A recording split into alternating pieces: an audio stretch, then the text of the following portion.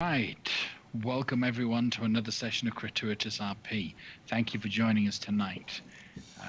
Previously, the party had entered into Maelstrom.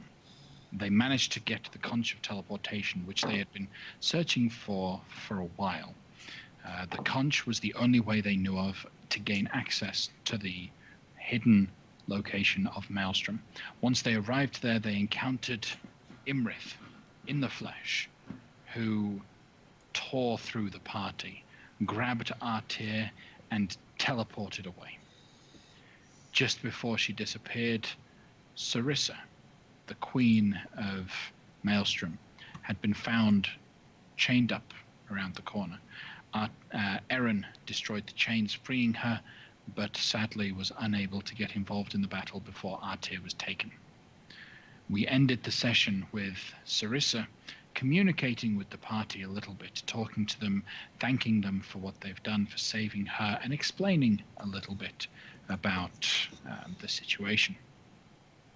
Between sessions, Sarissa role-played with the characters and got to know them a little bit more and talked about Imrith. Imrith had posed as an advisor to the city. Shortly after Sarissa's death, Imrith appeared and began to aid King Hecaton in dealing with the loss of his wife. She used visions and magics to trick the king into believing that she was sent by the god, the All-Father, to help him pass through this difficult time. So when he was also disappeared, she naturally began to advise and help the young Sarissa when she took over from her father. Sarissa never sat well with Sarissa what had happened.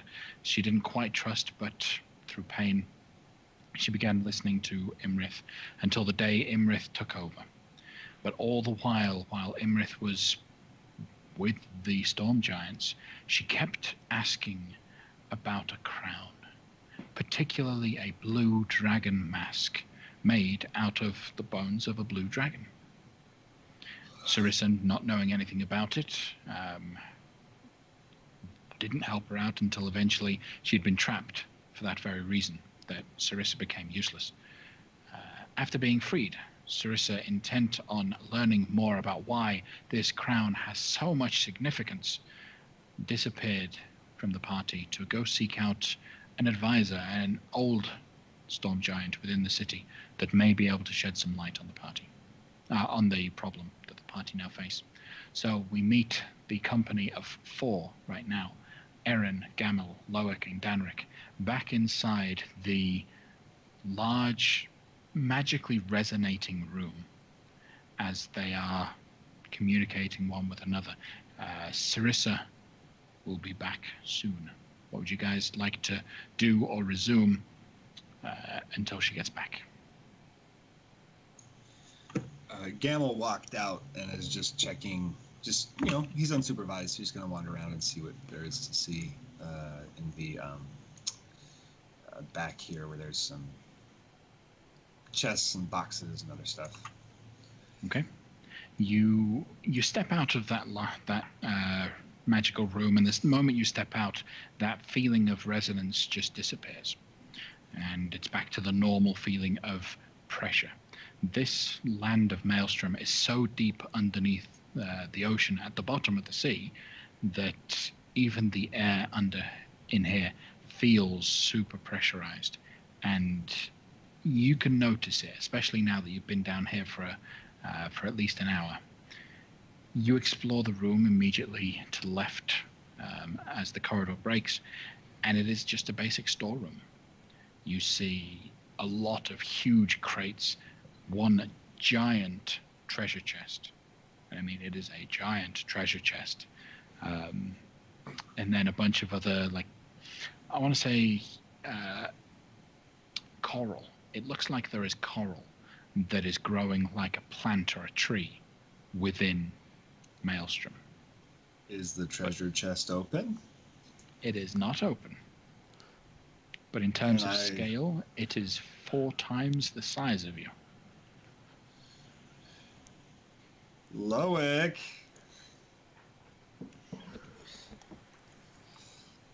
Come check out this really big box.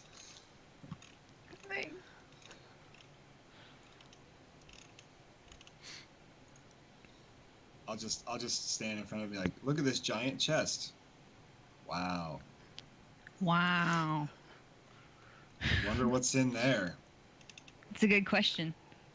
Do you want me to open it up, or do you want to ask Sarissa when she gets back if we can have a peek?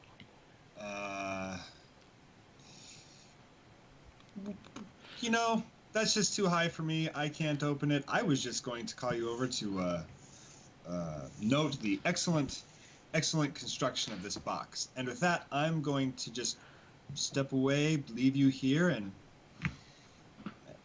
yeah, and then I'm just going to leave Loic alone. So if he wants to rob the chest, he can. I do have an idea. Roll a perception check for me.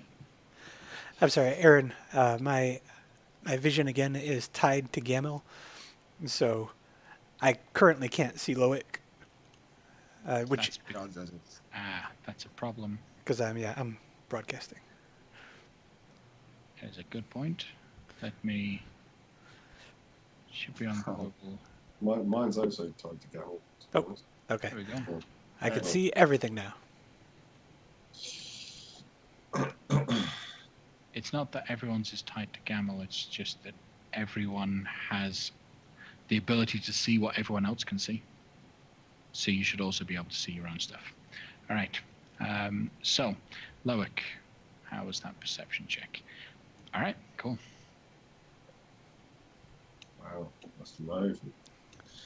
Get him out of the way, Right. So I'm going to pick up a rock off the ground, and I'm going to get kind of close to it, but still stay kind of far away, and then I'm going to throw a rock at it first.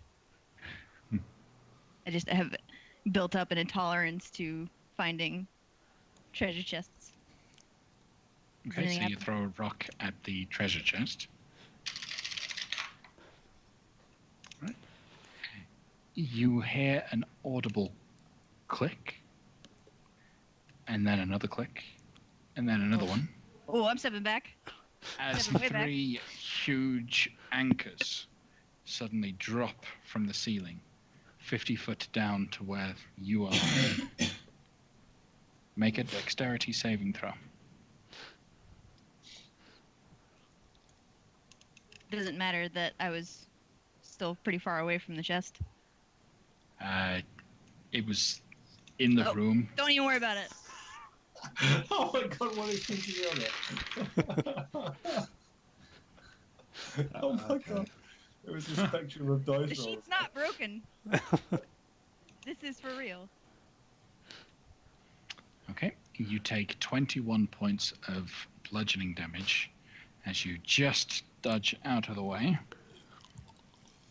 of this. As Sarissa comes around the corner, tuts very audibly, and then walks past you into the resonating room with another gentleman with her. A very thin... This other gentleman that came with her, roughly the same size as Sarissa, but looks much older. Dark blue kind of hue to his skin. A little frail in terms of his musculature, but he's got a long black beard that you swear almost looks like seaweed that's just been attached to his jaw instead of actual hair growing. He follows her using a pretty big staff. He's hunched over, but he's still huge, even while he's hunched over. She approaches you all. Right. This is Uthor. He's one of the oldest of us all, and if anyone knows anything in this city about anything, it's usually him. I'd like to pick myself up and dust myself off and walk in behind them and be like, I don't know what you were tisking at, I just kicked a rock and then hit it. That's what happened. I didn't touch it. I didn't touch anything. I believe you. I believe you. You'd be more careful with your traps. So, how, what do you already know? Like, obviously Uthor may know, but he doesn't know what to look for. What do you know about this mask that you're seeking? Simply It's called the made Dragon of Mask. drag. It's called the Dragon Mask, and it's made of dragon bone, and it's blue. Apparently, that's all we know. She turns to look at Uthor. But the fact that it's called a dragon mask doesn't. It may not be like a full face mask, but it might be made out of blue dragon bones or not. It's probably powerful magic, though. He thinks to himself for quite a while. So, there was once a king of Maelstrom who wore a mask and rode a dragon in battle. It could be his. It could be his. That was a good day when we fought against the dragons. How did he manage to get a dragon to fly on a dragon? You're supposed to be mortal enemies, aren't you? Well, you see, that was what made him so good. He had the ability to command the dragon, and it had to obey him. What color was the dragon that he rode?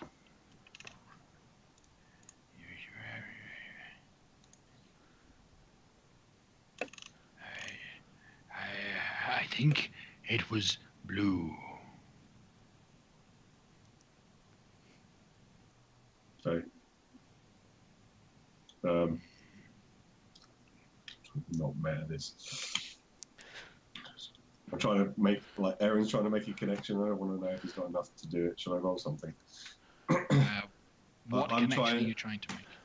That the mask has a connection with, like, a giant's being able to control the dragon, and the only individual factor is this guy had a mask, and the mask is the same color as the dragon. Seemed to correlate to me as enough to imply that the mask had some influence on the dragon, as he's the only person to do it. But I know that because I'm metaing. I'm trying to figure out if Aaron... Roll an intelligence check. Yeah. I don't think that's too far-fetched to assume that a giant mortal enemy of a dragon... No, Aaron doesn't have to. God, I need more. Yeah. All right. Ooh. So where is this lead?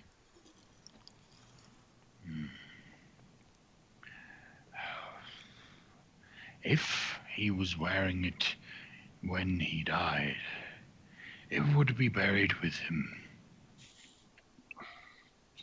Unfortunately, the only person able to gain access to the crypt of the kings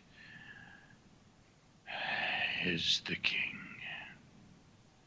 So why is it hard to access?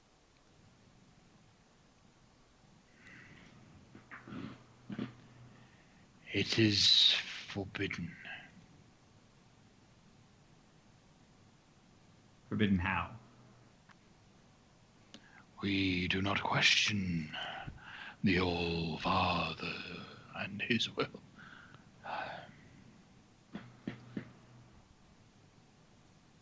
Only the king, astride the throne, can gain access.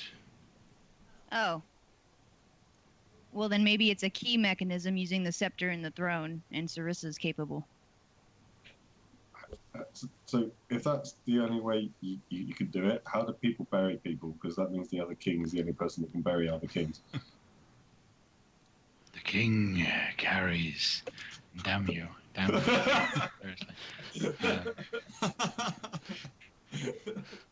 We are a society where a funeral is done at sea.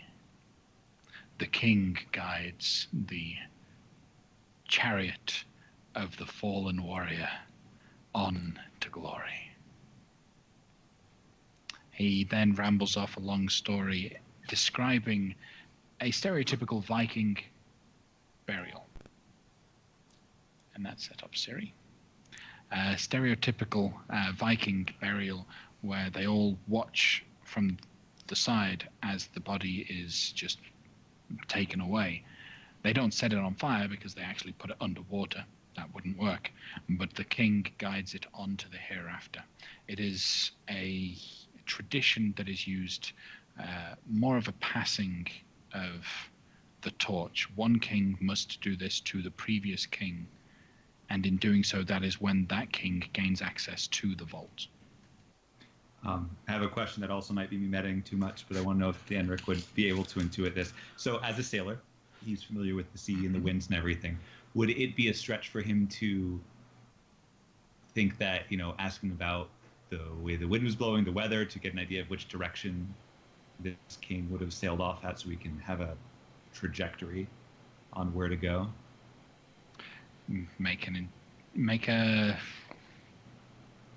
Which skill do you think would be used to be able to do that kind of thing? Yeah. Actually, just make an intelligence check. It'd be survival because it's tracking. Still, it's just.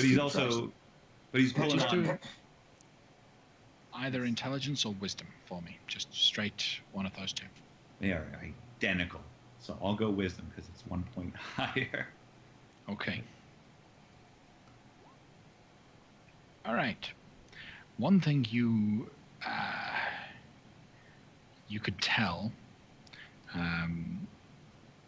whether it's just by the feeling in the air, because of your seafaring background, and the fact that this place is called Maelstrom. Oh yeah. Maelstrom is at the base of a whirlpool, so all the water kind of heads in one direction down towards the seabed and then spreads out in all directions out from that point. Yeah. So unfortunately, it could be any direction at this situation. So that doesn't. So Sarissa says, so it seems to get what you seek, you'll need to get my father. What was this king's name? King Althar. Althar. Althar. He was my grandfather. What happened to the dragon that he rode? It was destroyed in battle with him. But dragons are such vile creatures, we would not allow any of their remains to return to Maelstrom. What happened with the body then? Lost. Battlefield. I do not know.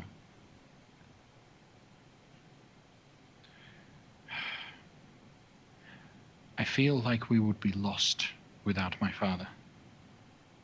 And I need your help. Though you've been so wonderful in helping me already. Thank you for bringing me, saving me from my kingdom. But I need you to bring back my father. Is there anything you can do to quell the current uprisings by the giants? It's the main reason we're here. I am trying to arrange audience with the giant lords. Sadly, Duke Salto has not returned my messages in a while. Yeah, and he won't. His son Zaltember has since taken over the clan. Their strategy for taking themselves to the top of the ordning didn't work out for Zalto. Right. So they've headed back to the east from the Felbar, Adbar area. Well, that should make things easier on that regard. They have always been the most troublesome. Getting them in line usually aids the rest. You might seek to, as a political move, you might seek to appeal to Cinderhild. She's a child right now, and I know that the fire giants won't heed her next to Zoltember, but I think that she has a lot more potential for a level leadership. So if you could kind of like watch her and help her, you might have a better fire giant future down the line. And whatever you do, don't mention that we're involved with you at all. She doesn't Make a like persuasion us, check. Who? Loic, please. All right. I'll take advantage if Locust. All right. What's this? That's a very good idea, little one.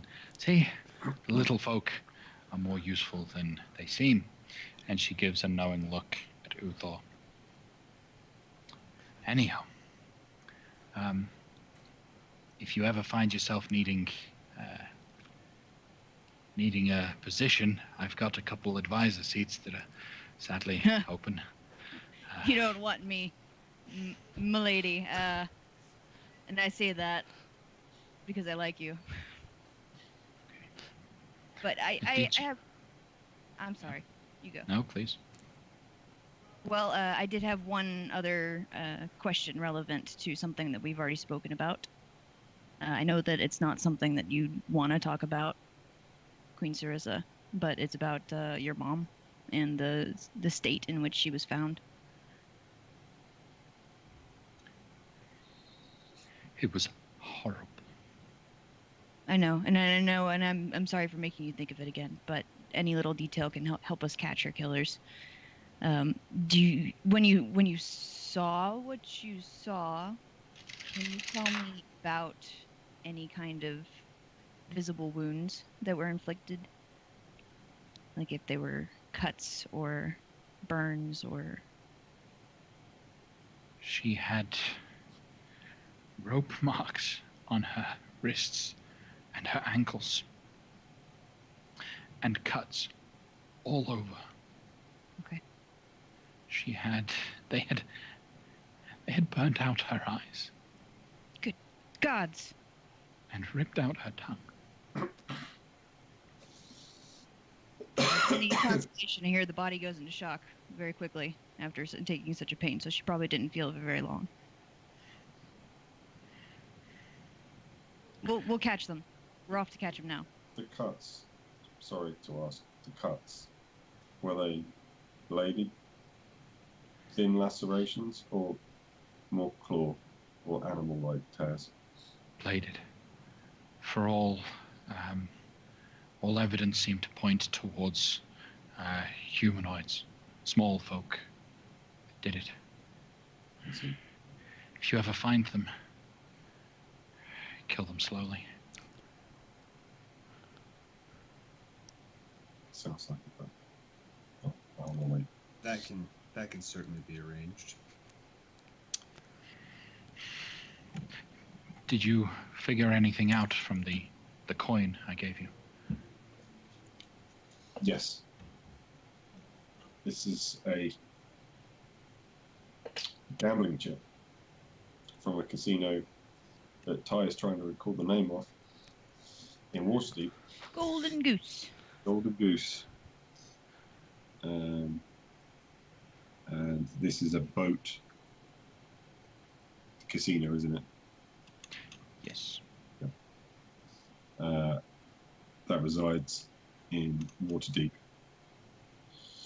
I think we plan to pay it a visit on your behalf. Unless you have some faster way for us to find your dad. But also someone here would just know where he is and could just tell us. All attempts to be able to scry for him, look for him, use any sort of magic he is blocked from our sight by something very powerful. Or he's not just on this plane. scrying magic has its limits. You know. True. But I pray that he is still on this plane.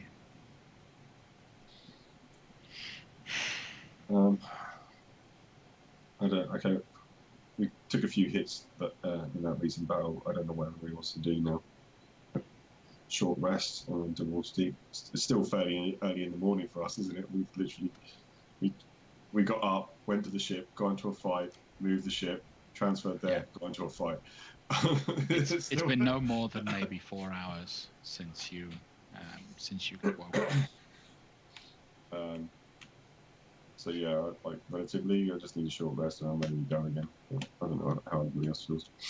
When we go back, shall we return to Mirabar in order to grab the ship and tell Harshnag what's up, and then head to Waterdeep on the ship, or are we just going to go to Waterdeep? You've got.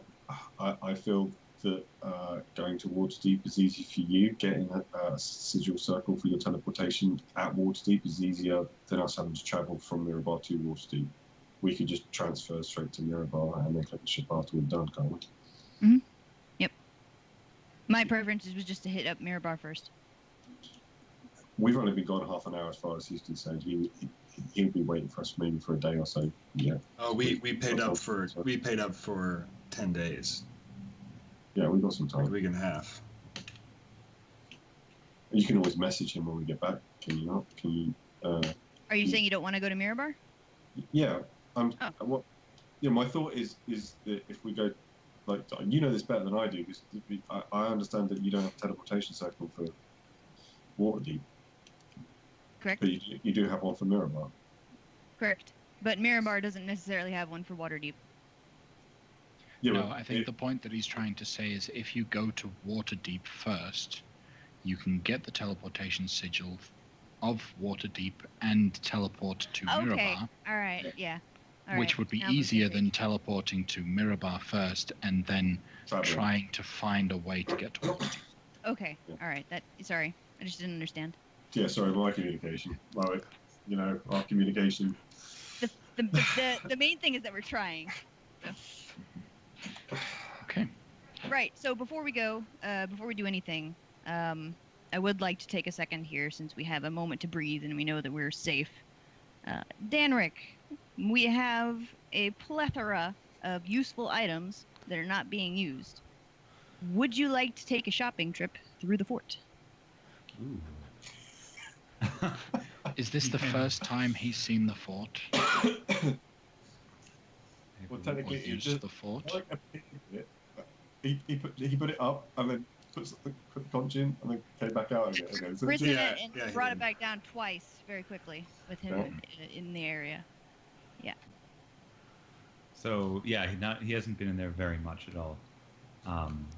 Speaking But- of shopping trips, as Gamma talks to Sarissa,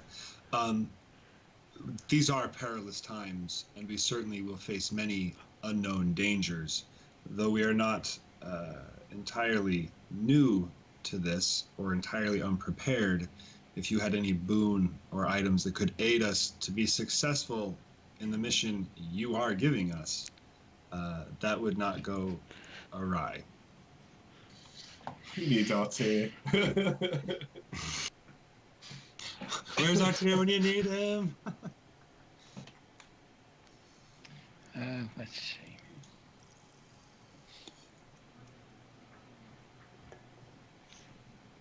Trying to think of what she has that she can offer in aid. Everyone's going to nudge Gamma and go, "Let's ask for help." What was that? Ask for help? Aaron's nudging him, going, "That's asking for help, isn't it?" Aaron's not very good. Help, or and in the world of the lower folk, money goes a long way if you don't have anything more specific than that to help us. Unfortunately, I cannot say what we can part with until I have had chance to fully inspect the state of the city once, thanks to Imrith. I can share with you gold. It's not much. And she hands you she reaches into a pouch.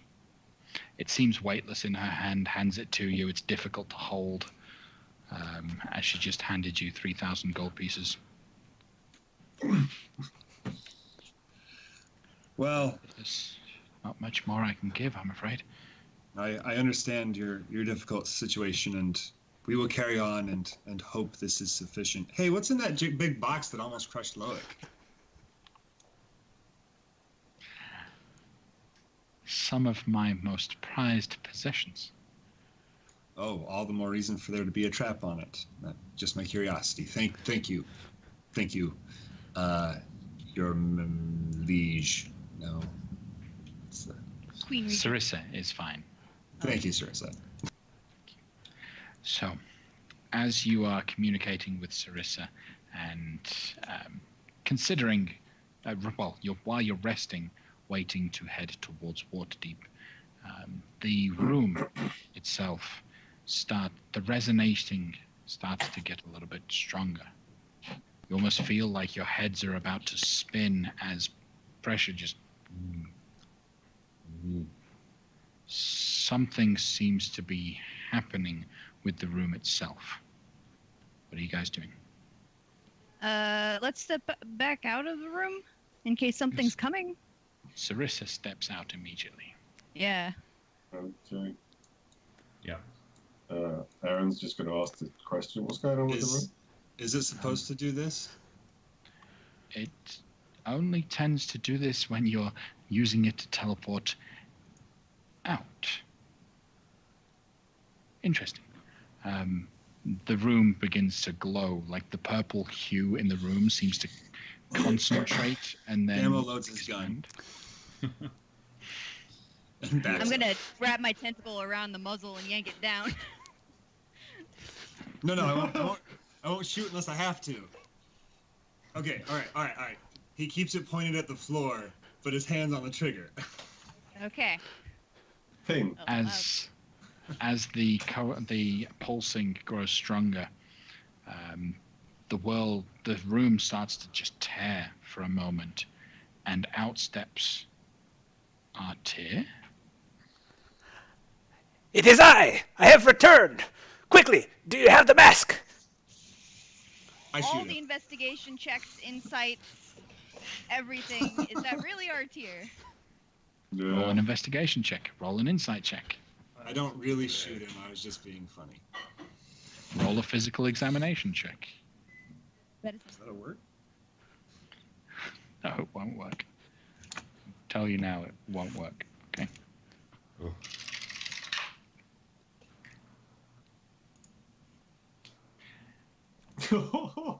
All right. It's a good thing you didn't shoot. That's got to be Artir. I mean, for all intents and purposes, it acts extremely like Artir. Artir, is that you? Jace, I have It's Artir. I have convinced the dragon to set me free. I got her. I think, did I get her conch? Yes, you did. I got her conch. She cannot return here. Yamel mutters under his breath so no one can hear. Where were you 5 minutes ago when I was asking for gold and magic items? Did you want magic items? Here, have the conch. You can have the conch. How did you escape? Yeah, Artir, how are you here? Let me tell you, I spoke with the dragon. She says she was here trying to get the mask, the same mask that Clouth seems to have been after. She claims that the mask is necessary to bring Tiamat back, to bring the evil god of the dragons to this plane. And this is what Clouth is after. But they need 5 dragon masks to do this. Emerith, the blue dragon, believes that he may already have the other 4.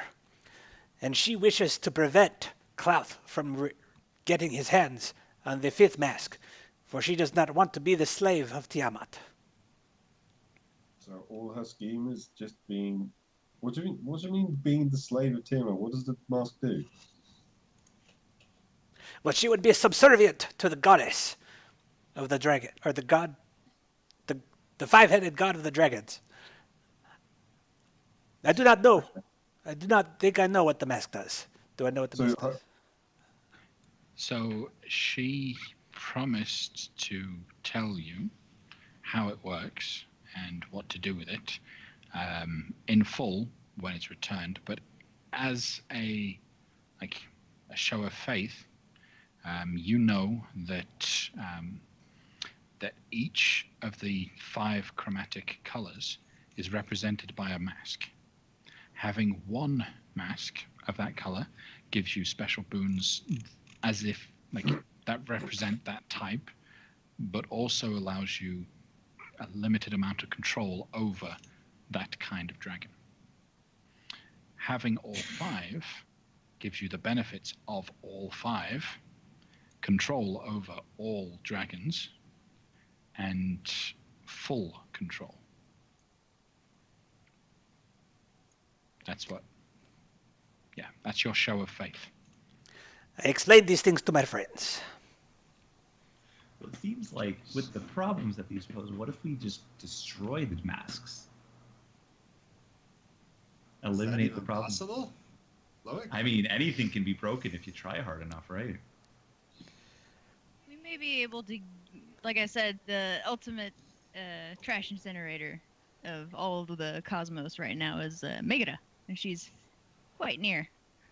So it's possible that you could destroy an object of great magic by throwing it into a fire primordial. I don't know. It's a theory, but if I could give you anything to work with, that would be it. I would also add that Imerith offered to battle by our sides against Klauth should we wish to, so that we could get our hands on the other masks. Oh, that sounds like a very good way for an ant to be crushed by 2 boulders. Mm-hmm.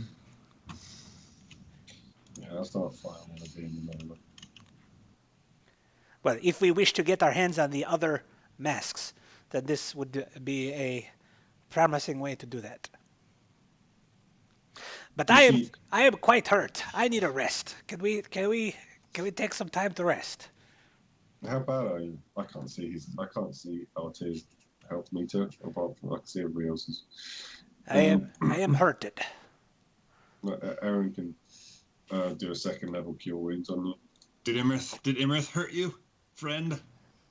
Yes, during not during my captivity. It was mostly just a desert with lots of crystal ruins far to the east. But she did not hurt me while I was there, only while I fought her, which you witnessed.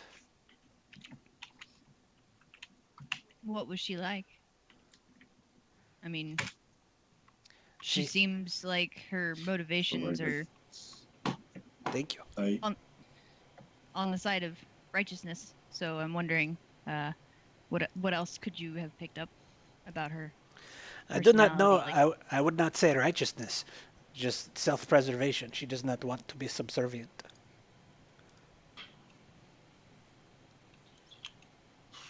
Well, it seems to me that we only get the blue mask if we can find Hecaton, because either he's the only one who knows where it is, or he's the only one who can get it. Klauth and Imerith both want it. All the more reason for us to make sure neither gets it. But all that doesn't matter until we actually get a hold of it. So I think what we got to do is still find Hecaton. Wait. Imerith's been sticking her fingers in lots of different pies. What the hell was she doing in Galtagrim? It doesn't make any sense unless she was just trying to get a conch. Well, she was after us as far as Lael, the way that Lael put it. Like, she was there for us. Sarissa, how long has she been involved here?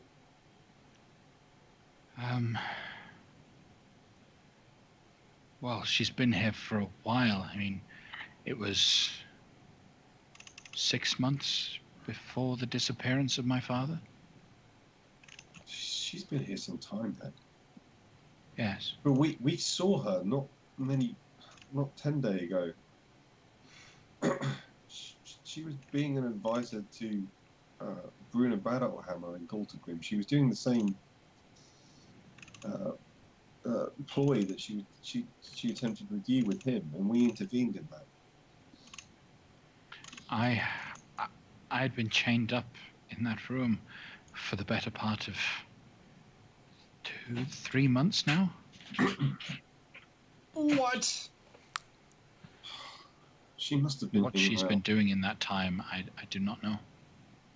Well, maybe we should find out. Maybe we ought to take a moment to collect ourselves.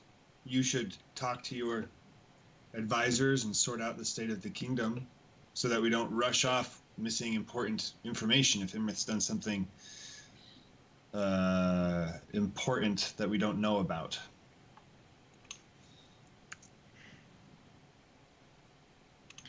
I will speak to my advisors and we will discuss this. Uthor, do you mind stepping in as an advisor? He's like, yes, my lady, of course. We need to do a damage report. We need to see who is still alive, where they, if anyone has left, where they've gone, and what has changed about the city, if anything. I will go and do. Yes. And he shuffles off very slowly off to get as much information as he can. I'd also try and tear up your defenses slightly. Imrith may have given up, but I doubt Clough has. And he was trying to get in here subtly. He may decide to try and get him some brute force. You said that the cultists that were with you tried to fight you. They were aiding us for a short period. Obviously, I hate to say it, but the small folk, with the ordening down, the small folk were being harassed by giant kind. And our task was to quell this uprising. Not necessarily by violence. This is why we wanted to come and talk to you. Unfortunately, our unfortunate circumstances, violence has been necessary. And we've not wanted that. And this is why we're trying to help you now and trying to find your father. So the ordering can be restored and peace can be restored in the land. However, that brought us some unlikely allies.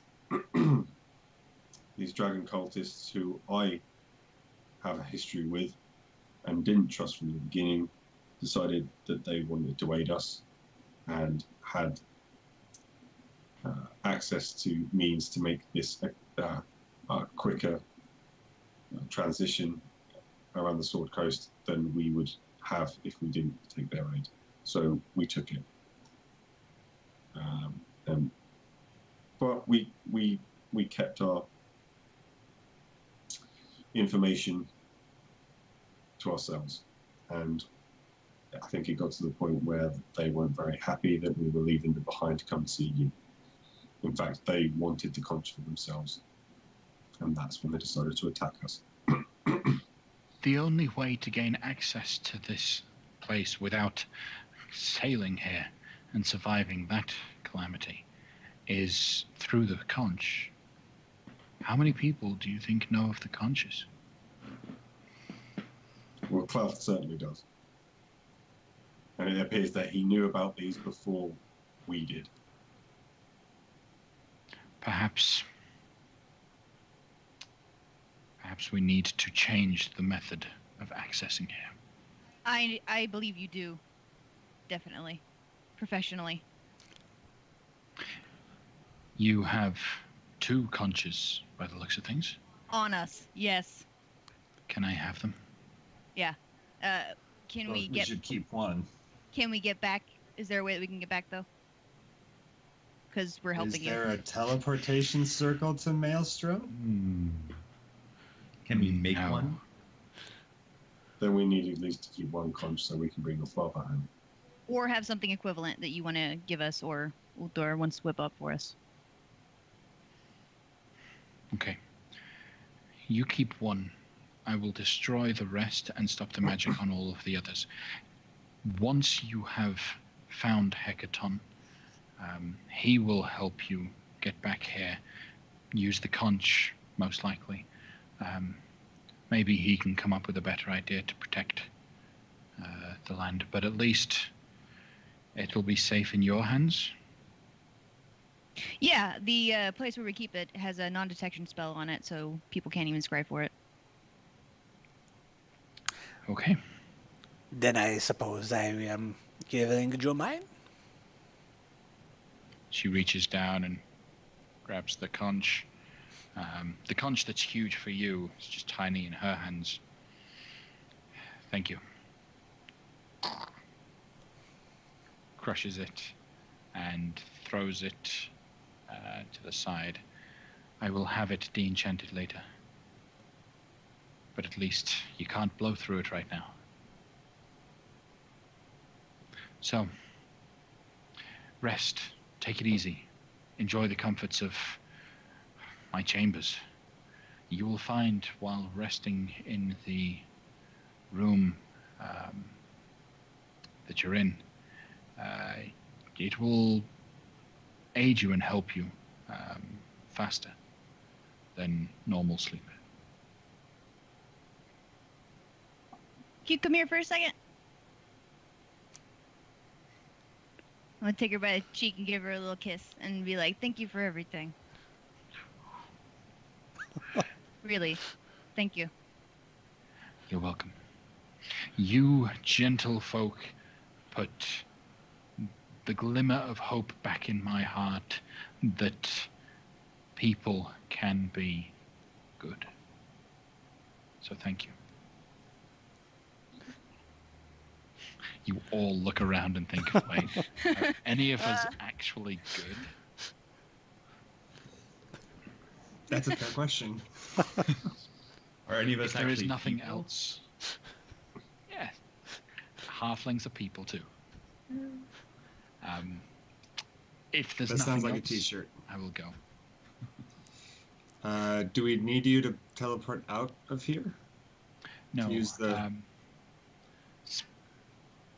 Speaking mechanically, spending a short rest within that room will make you attune to the room itself.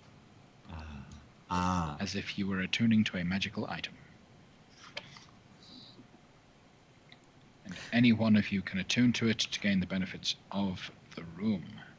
To keep you advised on our journey, should we just send you messages through our wizard here, or do you use carrier pigeons? How would you like Carrier to be fish? apprised? Carrier fish, carrier Little whales, stingrays? I will hear everything you say if you speak it into the conch and call my name.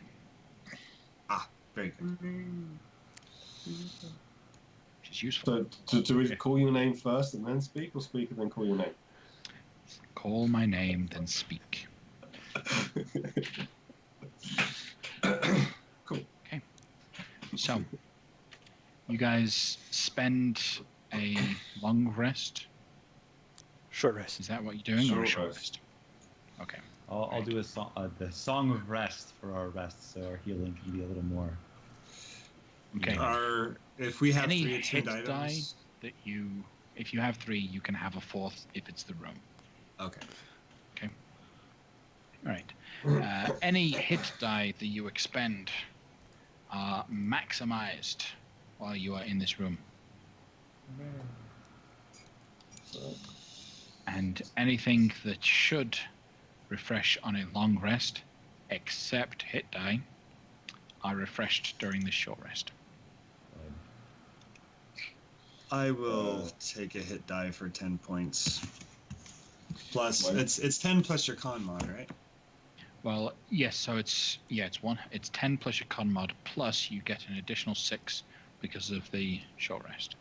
The Song of Rest. In that case, can I use my D8 for my Mystic class instead? Yes. Because that'll just put me over. So 8 plus con is 12 plus 6 is 18. Maxes me out. Great. Look, I did not think Sarissa was your type. You seemed Yes, awfully. you see her? You're very familiar with her. Did you not see the supple figure underneath the form of the robe? I did not get that close of a look. Tell me, did you get a closer look? I Oh saw boy, everything. did he! I saw everything.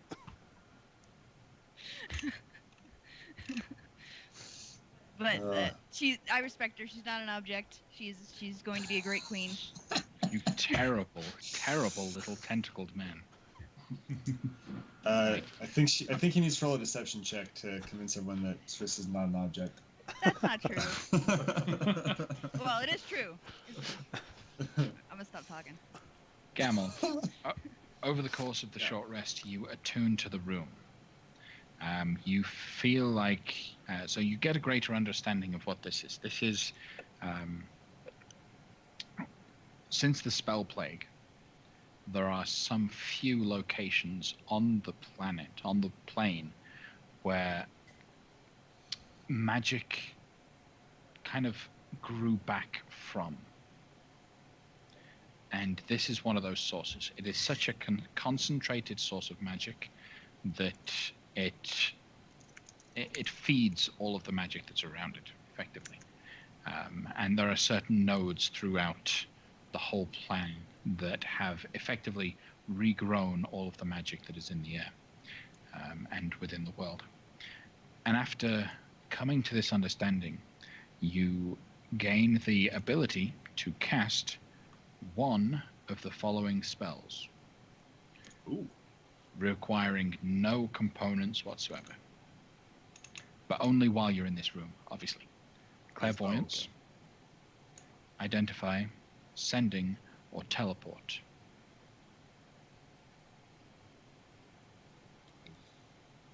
This is for everyone, or this is just for me? This is just for you because you attuned to the room. Ooh. And it's attuned to you. Teleport like the level 7 spell teleport? Or teleport like Misty Step teleport?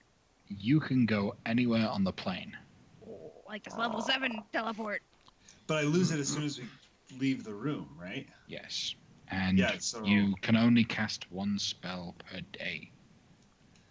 And is that teleport for me alone or for everybody? Everyone. Teleport at that level is for everyone. Well, you should choose. I have to take teleport so we can actually leave Maelstrom. Okay. So you take teleport. You have the ability now to teleport everyone out of Maelstrom. Where are you taking them? And do I understand this, or is Gamma like, all right, Loic, teleport us because you're the magic guy, or does Gamma understand this. like? Loic will happily help him figure it out. Right. So okay, Gamma is just gonna say, all right. Does everybody feel that? I do not know what you are talking about, dwarf. Like this room has this. Okay. So, this room is magic. Like, you guys feel it? Can you just feel it around you? Like, yeah. Just... I've been up against this wall, and it's given me a great massage. It's just a resonance. It's a focus point for magical energy throughout the planes. This exists, and right. So you feel it. So, yes. So you feel how it has imbued you with power. It's a very nice room. Yeah. It's a little bit like waking up fully rested, sort of. Yeah. No, but like you could go anywhere on the plane if you wanted to from this room. I'm sure you can do a lot of stuff here. You lost me now. But yeah, teleportation is probably potent. No, but this room makes you able to do that. Do you feel that? Do you? Oh, I'm not trying to get too deep into it, because. Gamma's gonna grab Loic and step aside so that other people can't hear him. Yeah, what are you trying to say? Like, look, I don't. Okay. Dandruff's gonna listen in. this. Looking over at Danrick, like, oh, okay, like I don't. Okay, we've been here for just a little bit, and I just feel so like I just feel like there's more in me than there should be, and I just know that I could teleport us anywhere on the plane we wanted to. And surely you feel that too, right? Like you're the magic guy. Like we're all feeling this, right? I feel the potential for it. Yeah, definitely. But you haven't like felt it yourself. If I honed in on it, I might be on the same page as you with this. But over the last hour or so, I've been doing other stuff. I've been talking to Danrick. I've been trying to organize the inventory in the fort. So. Oh, okay. So I guess if we go, I'm just gonna teleport. The room's gonna teleport everyone, and I just tell it where to go. Pretty much, you think about it in your Because head. clearly I'm not magical. Don't think about it now. It's the room. Yeah. And the room just is gonna ask me where to go. Yeah, Pretty much. That's okay. I feel better. Yeah, that makes sense. Yeah, I'm not magic. It's a magic room, and I'll just activate it. Do you want to do magic? Yes, that makes more sense. Roll an insight check, Loic.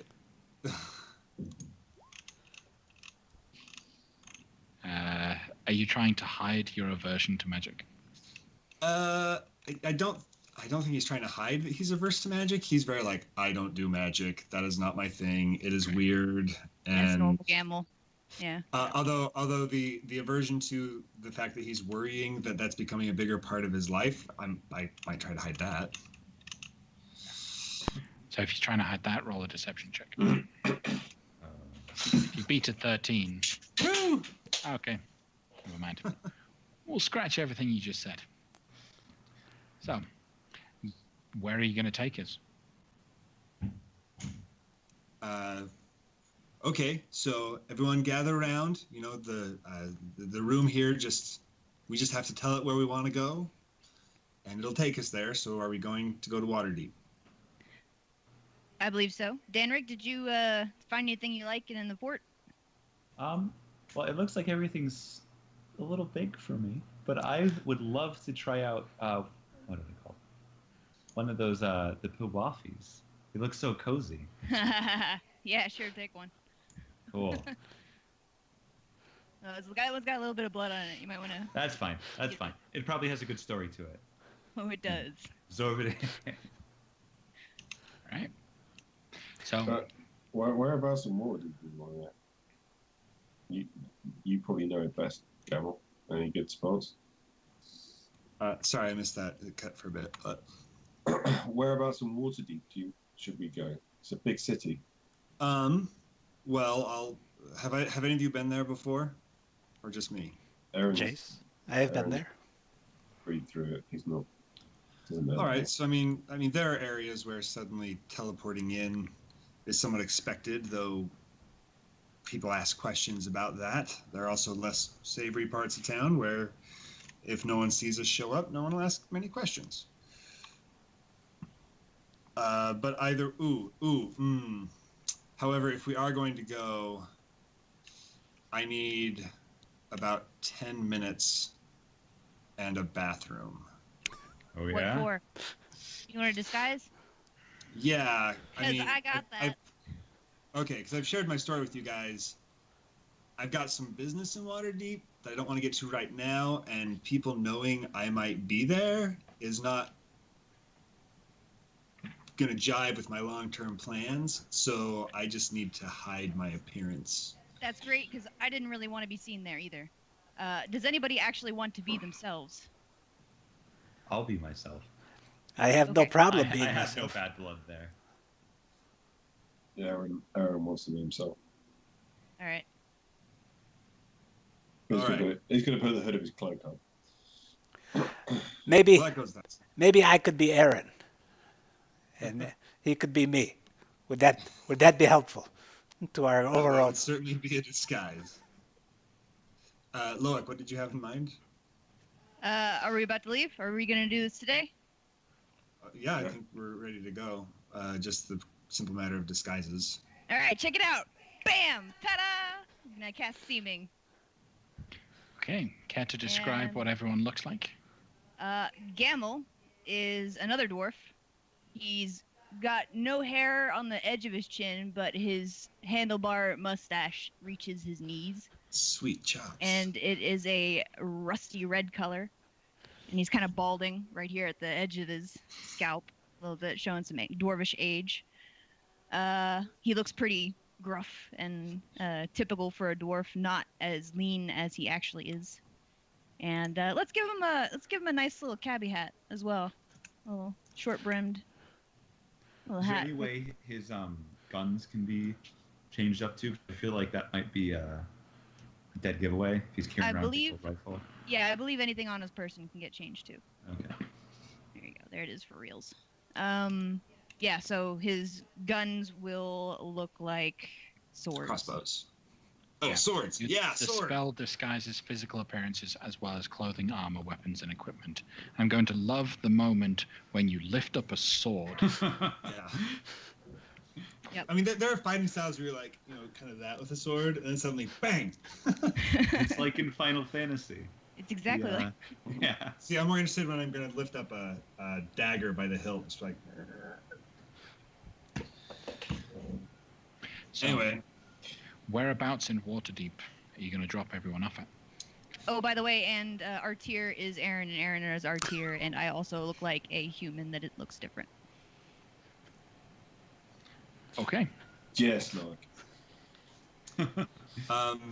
We'll just go. We'll drop. So I know not the shady part of town, but just kind of by the docks. I know there's some areas where the guild is always delivering equipment and moving stuff. It's busy enough, but there are some out of the way areas that most of the time are kind of empty.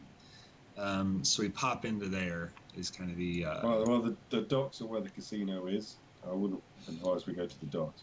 I don't. Well, I'm not saying like the docks. Like we're gonna pop. Like we're trying to pop into an area full of hustle and bustle where we could pop in and then just start walking, and no one would think twice about a bunch of people meandering around.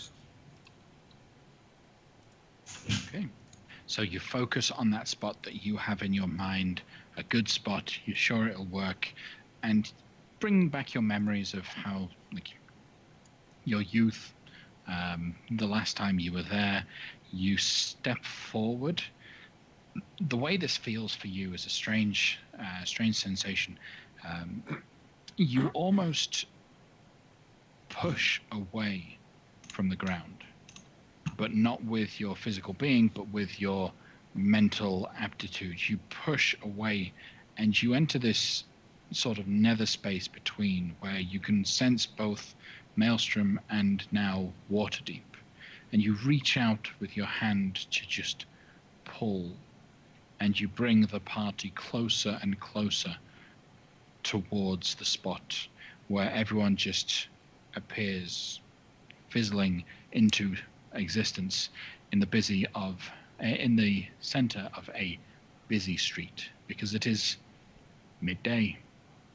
Well, the idea is like we'd be on a side street, so it's not like we just appear in front of everybody. No, you pop out Right. inside a side street. There is a busy street going back and forth, lots of people talking. It is a wonderful thoroughfare. Can I in do town. a perception check to see if anybody's noticed us? Roll a perception check.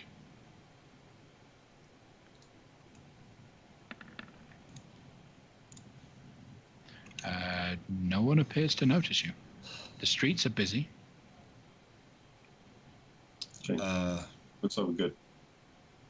The docks are that way. Aaron, care to lead the way? I don't know the city very well, but being that Aaron doesn't get lost, he was guided by Ilya the last time they were in there. But would he know the way? Is the question I'm asking. Aaron doesn't know Waterdeep that well.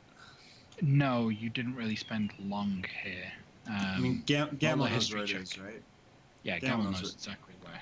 But needs to go. he was trying not to let everyone know that he knows exactly where it is. So maybe it's like, Aaron, lead the way. We'll like walk, and it'll be like, maybe Gamma will start walking down a road, maybe, and then Aaron catches up. So, yeah, Aaron would need to get his bearings. He was like, "Where exactly are we? Whereabouts is that?" And once he, we're down in the dock ward. South is that way, north is that way. There's the sea.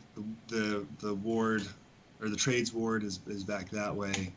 Oh yeah, okay, and that's there. And I Right. remember seeing this, and then Yeah, Aaron would be like, because he doesn't. Aaron doesn't get lost. He'll remember places he's been. But instead, we'll see Artir doing that. Yeah.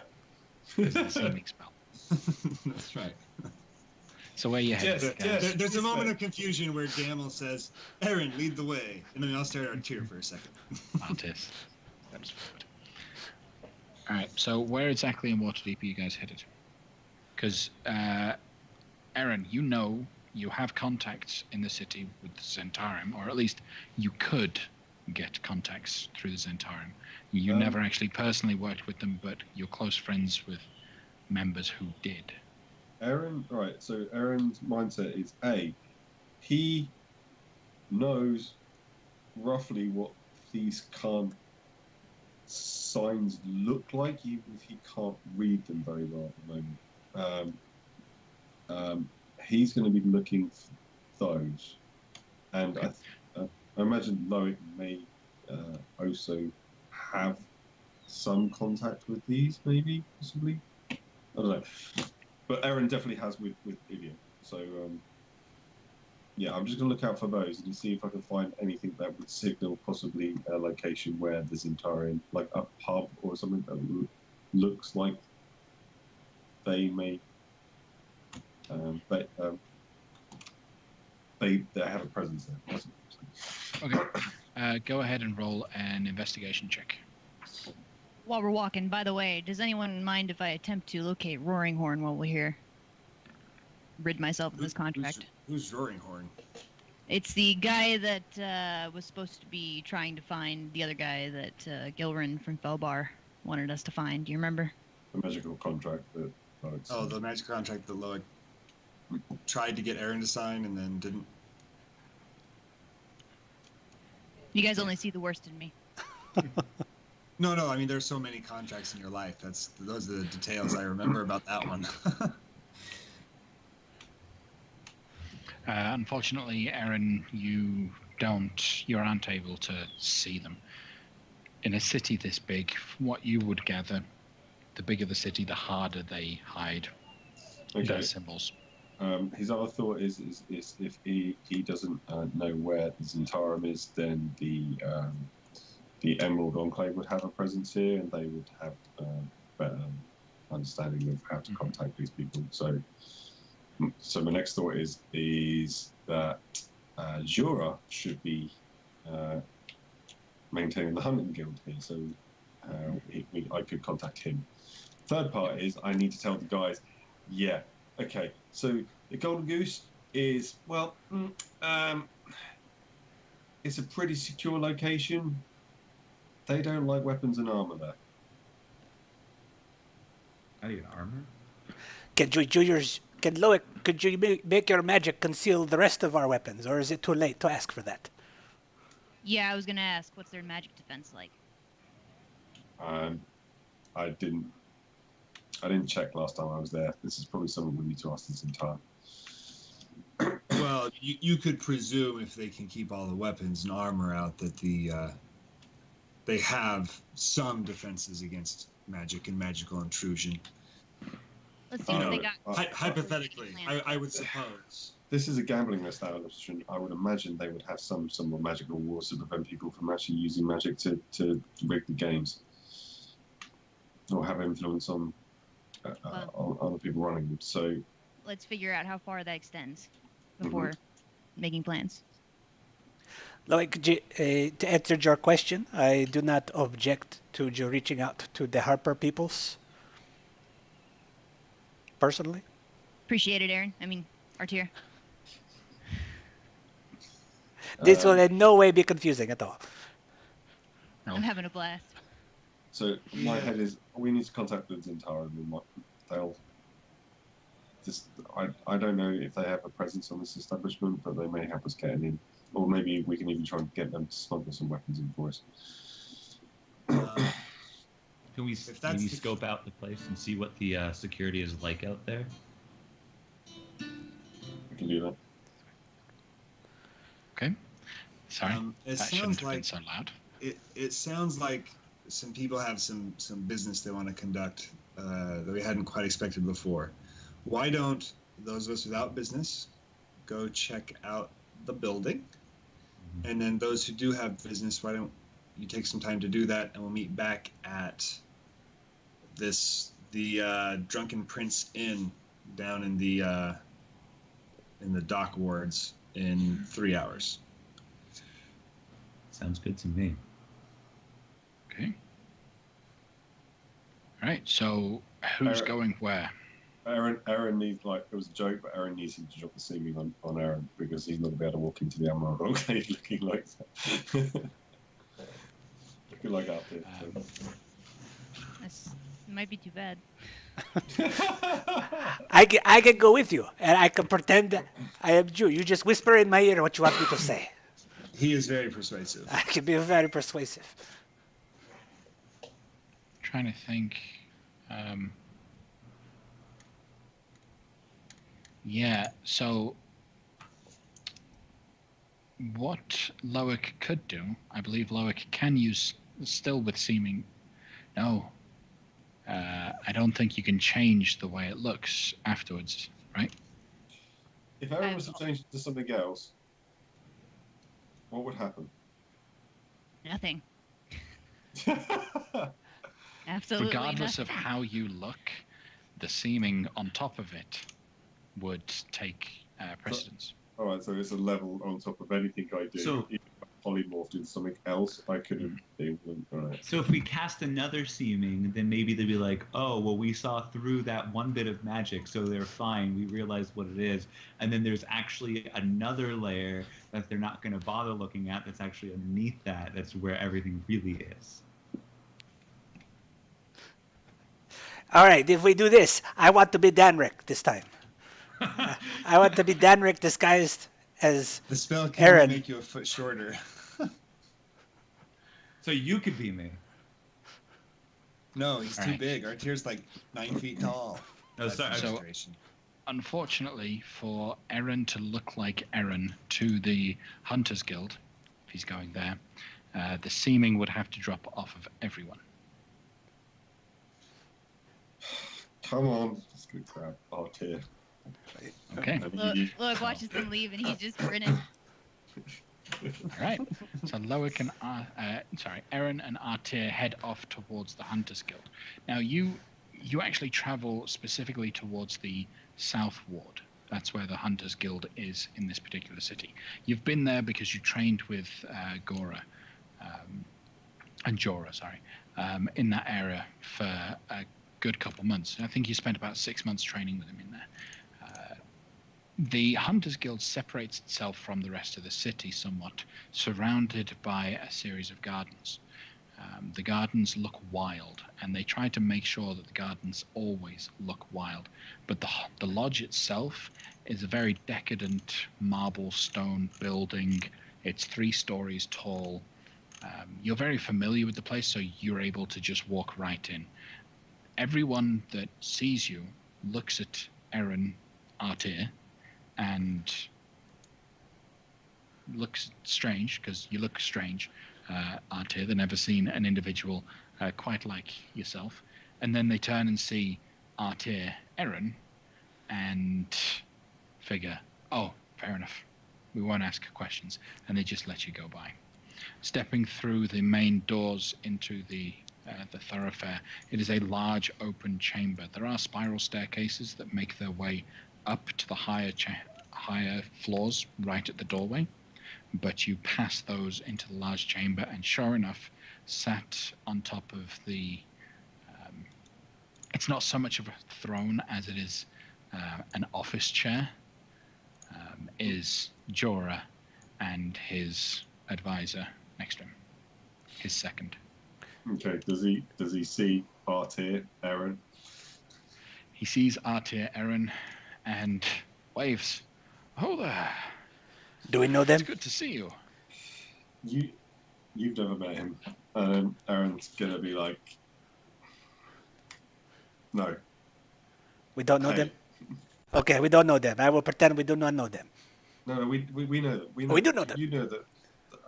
Hello! Aaron, Yes, I am Aaron. you sound weird. Come on. You know you don't have to wait out there. Come on. Excuse, Come I'm coming closer. down with a cold. That's believable. Sit down. Take a seat. Aaron's going to sit down. Aaron, our tier, will sit down. Is there other people in earshot? There are a couple more people that are in the room. If you want them to leave, you just need to give Jorah the look. Can we get some privacy? My friend that I know very well. Meet Artir, a magnificent warrior and fighter from the south. His kills are legion. Amazing fighter. Also very handsome. If I do say so myself. Uncanny, just gonna say. Jorah turns to his advisors like, "Go on, get them out of here." And you see a couple individuals. They finish signing a contract, and then they're shooed off out of the room. That lot, they're about to take on. Get this, dinosaurs. Like, really? Dinosaurs. I know it's ridiculous. Aaron's going to laugh, and then I need to sort this out before I ask questions. Okay, I'm Aaron. This is our tier. Shh! What are you doing? You're going to blow our cover. He needs to know. I can't have this conversation with you. Roll the persuasion I trust check him. with advantage.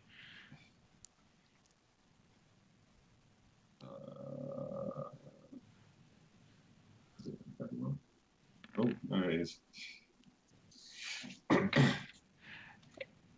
He puts his hands up. I've just got one question. Does Osrin know about this kind of thing? Does this happen often? Do you switch? I just need to know. No, it's our wizard. We've come in here incognito, and he thought it'd be funny just to switch us around. I thought it would be funny as well. No, Osrin is Erin's wife. I am regretting my decision, I feel. All right. I don't need to know how. If it makes you feel better, your face is as red as the last time I saw it. Yes. So, what can I do for you, Aaron? Last time I spoke to you, you were going off to sort out the giants. We're still in the middle of it. It's taking me a little longer than expected, and yeah, don't tell Osrin. She's going to kill me when I get home. At least you haven't died this time. Yeah. I had a little incident with some spikes of death, but it was close. You'll have to tell me about it over a drink sometime. Oh yeah, there's been a few instances. Come on. Anyway. Long story short, I need to get on the Golden Goose. And I need to get in contact with the Zentarum. I don't know the city as well as you. I need a little bit of help. All right. I don't want to know why you need the Zentarum. I don't want to get involved in that. I know you don't. You need to get in touch with them. And they're supposed to help you get onto this Golden Goose. There's some other things I need to speak to them about here. Right. You owe me one. I owe you a few. Right. So, my second happens to be a representative of the Zentarum. It's working for both of us. He joined them after joining us on my command. He's not a very high-ranking member. He is an extremely low-ranking member. But at least he can get you to the right location. He probably can't get you through the door, but he can get you to the right location. That's enough. We just need to speak to somebody. He knows the Golden Goose. And maybe we can do them a favor and they can do us a favor. I hope so. I hope you haven't gotten in over your head, boy. Oh. What, any worse than the last time? Look at him. He is much taller now. This would be difficult for him to do. True. And how is the test going? Fine. It's been fine. Okay. Coping with It it. won't be long. It won't be long. Yeah, I'm getting used to it. It's come in handy. You know they won't let you keep it. Oh, Well, I is don't there think anything... Olga's going to let me keep it either. That's true. I'm sure she wants another baby. Is there anything else the hunt, well, the guild, can do for you? As an old friend. That's it. Is there anything we need? I do not think so. Okay. Actually, right. Aaron wants to ask about information regarding Loic's little mission. Maybe they would know where. And I can't remember exactly what we had to do for that. We had to locate somebody and get him out of the city. So you needed to find someone and bring them. Like the last known, the mission was to find someone whose name was Artus Simba Yeah, that's the one. and get him out of Waterdeep. The last time they saw him, he was in Waterdeep, and so they asked you to grab him and take him north to Red Lodge, Okay. where Aaron, members of the Harpers would meet you there. Aaron will ask Jorah if he has any known location on this man named Artus Simba. If they can ask around. Not ask around. I don't want people looking for him. But if anybody's heard anything, Oh, can't say I have, fortunately. okay, keep it quiet then. I don't need the information spread. Maybe this entire will know. I'll forget everything about it. Okay. So who's your second? What's his name? Is he a good lad? Yes. Veltar. See, my naming skills are wonderful. Veltar. Strange little fellow. Not very good at the actual hunt itself, but his management of numbers is impressive.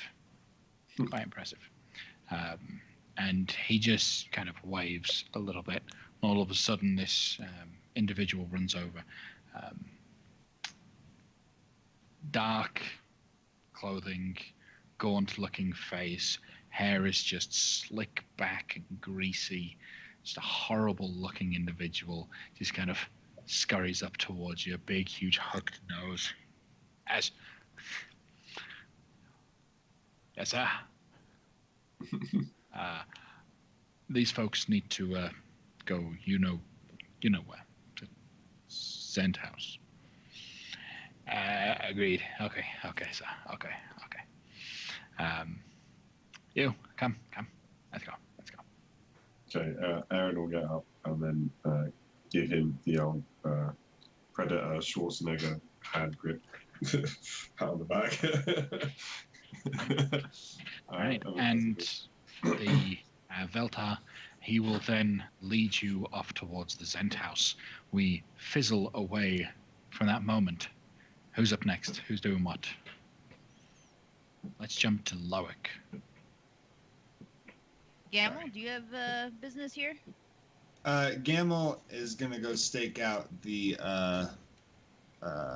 He's gonna ask his guild contacts to find out where the Golden Goose is. So Danric and Gamel are gonna go do that. Am I not invited? Oh, you said you wanted to have go talk to business. some people about stuff. That doesn't mean I want to do it alone. Oh, that's fair. Okay. So Don't all one of three us- of you. Okay. Well, all right, we'll go with Loic, I guess. We'll be guards. Super No, tough. let's do your thing first. Well, we're just gonna sit up. We're just gonna sit at a discreet distance from the Golden Goose and watch it for a few hours. Oh, okay. Right. We're doing reconnaissance. Do you in guys an mind? attempt to not run in and get shot without a plan. Again. Do you guys mind coming along with me then to the magic side of the city? Happy to help. Sure. Thank you. I do not like being alone in places I do not recognize. So you follow Loic first, so that you can sit outside the place for hours later. You follow Loic up past the castle ward towards the northern section of the North Ward. This section of town is it's typically home to a lot of noble villas, and that's the kind of area that you're walking around. Lots of big, grandiose houses and huge, like beautiful lands. And as you make your way through, you get closer and closer to what appears to be kind of similar in style, almost like someone has built a second Silvery Moon, in that some of the buildings look like they're built to the same sort of style of stone and rock motion. There's even a building that looks eerily like the Vault of Sages that's in here, and you just kind of zone in on that particular location. Before we hop in, Loic, do you need any kind of help in there? I can, if you need to help talking out, I can give you a boost on that. My songs have some power to them, you know that. So let me know what you need, and I can boost you up before we get into trouble, so we don't have to scramble then. Thank you very much for the offer. I honestly don't know what I'm about to get us into. Okay. I do know that it's a bunch of very, very powerful magic users, sorcerers, warlocks, wizards, all kinds, Oh, and good. they will likely see right through our disguises. So they'll already they will already know that, and so Classic we're not going to try to finagle them or bushwhack them or anything. We're going to be straight and honest and stuff.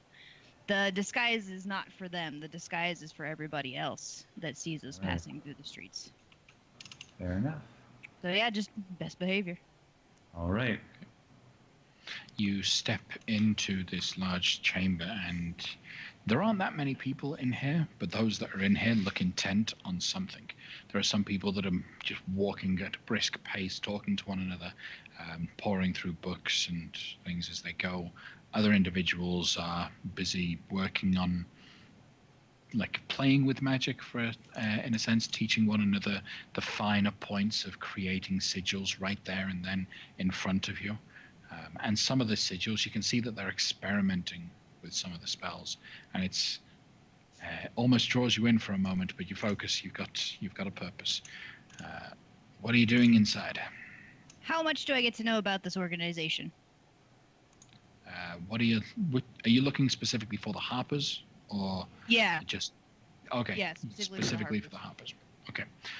Roll And a if history Elminster check. happens to be walking around, I whatever. Yeah, because that canon character is just going to be off the top of my head. Would you Go say ahead that's and roll a history check history? to see what you know about this place. A lot. Oh, Everything. Net Everything. 20. That A was lot of those today. It's too bad I Mhm. don't actually know everything. In an attempt not to meta, I didn't research Waterdeep. Mm-hmm. That's good, you know. I try. See, and So- Gamel probably should know, but as a player, I don't. So That's There's that. okay. Let Well, me you have just- a job. I have no sense. There we go. So, because you scored a 33, on your history check. You remember reading out of a book. Quite specifically, a very specific book called Sword Coast Adventurer's Guide. Ooh. I think I have a copy. Yeah, let me just double check what I have.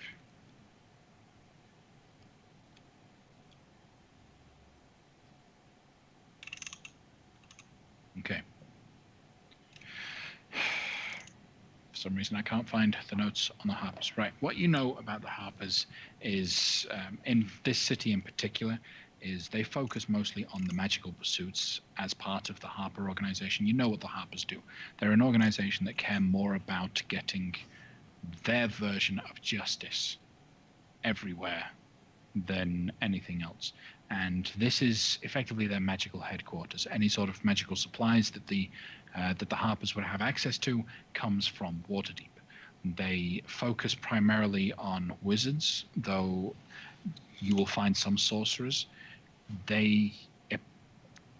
Whether it's just this town or not, you rarely hear of a warlock serving the Harpers.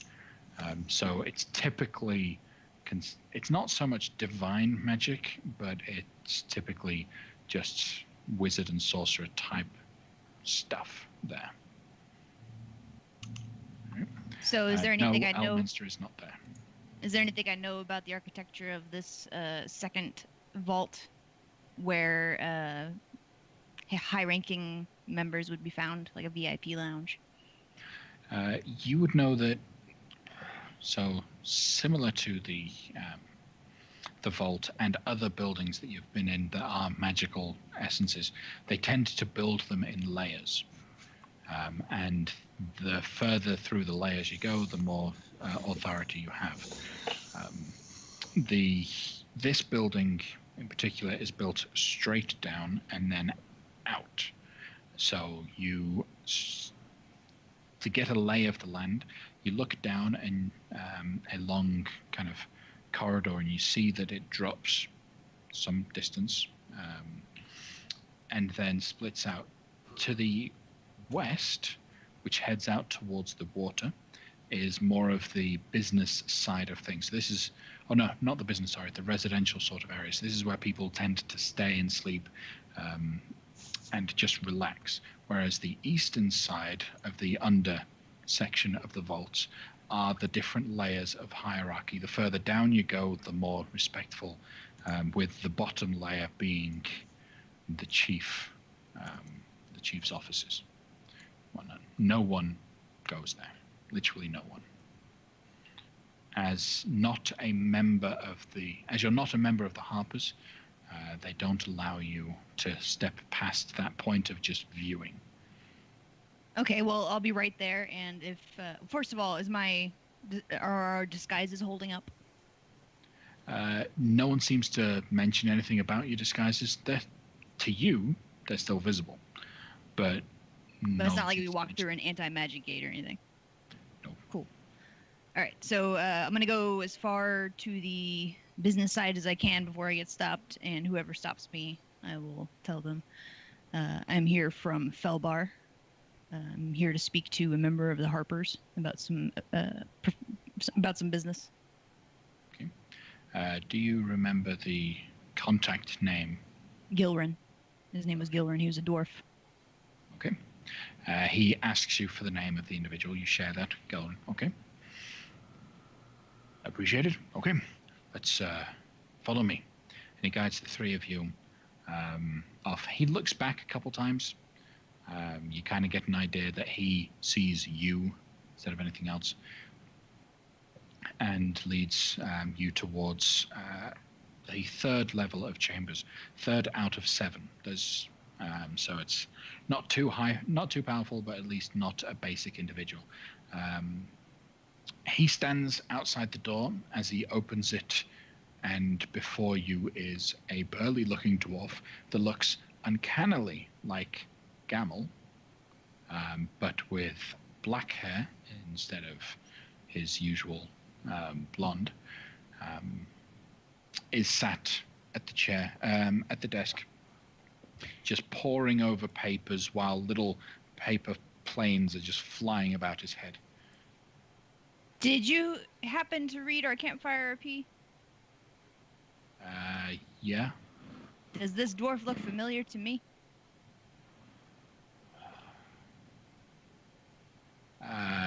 You're gonna have to be a little bit more specific about which section of the campfire RP. The part with the strange brain activity. Strange Oh. visions. No, Okay. does not look familiar. All right. Strange, and it piques your interest, but no, it doesn't. He doesn't look like that. Right, Stand there, wait to be So- addressed. and you are. My name is Loic. I'm a wizard. I was contracted by Gilrin to perform a service. I am here to follow up on that service. Have you do you happen to know about the last known whereabouts of a man named Artis Simber or Zelron Roaringhorn? Zelron. I know where he is. He's got a house up on the top. He doesn't live with us, common members. Fool. He's a goofball. He is. Ever since he lost that thing of his, he hasn't really talked to many people. Artis, we haven't seen him.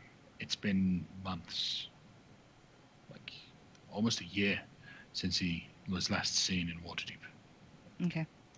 I understand that you've been hired to collect him. Yeah, we're following up on Roaringhorn's failed mission. So I'm off to go see what he knows. Speak to him. He said that his trail went cold at the docks. Okay. Thanks. Your name was? My name. Look at my list of names. See, I had in my notes that this was Gelrin, Huh? but Well, that's twist. wrong. It's my list of names. Every Dungeon Master needs to have a Dungeon Master screen, and for some reason I can't find mine. Here it is. I found it. Cool. Yeah.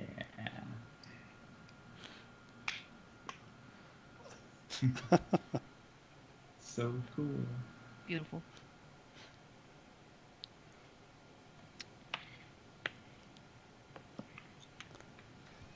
Fessick. That's a Fezzik, great does he name. like rhyming games?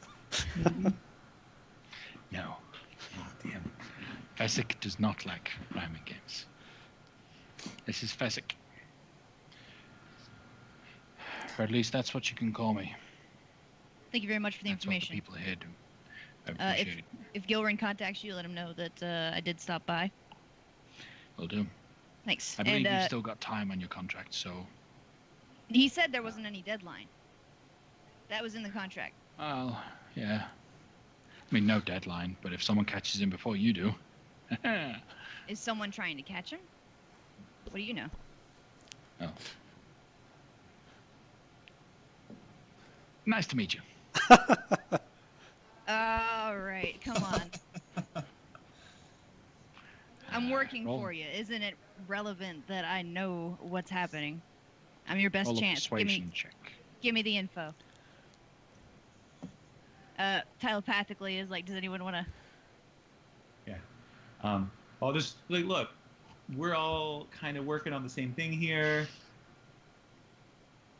If you know something, you might as well tell us so that we can come to a good conclusion. You know. Okay.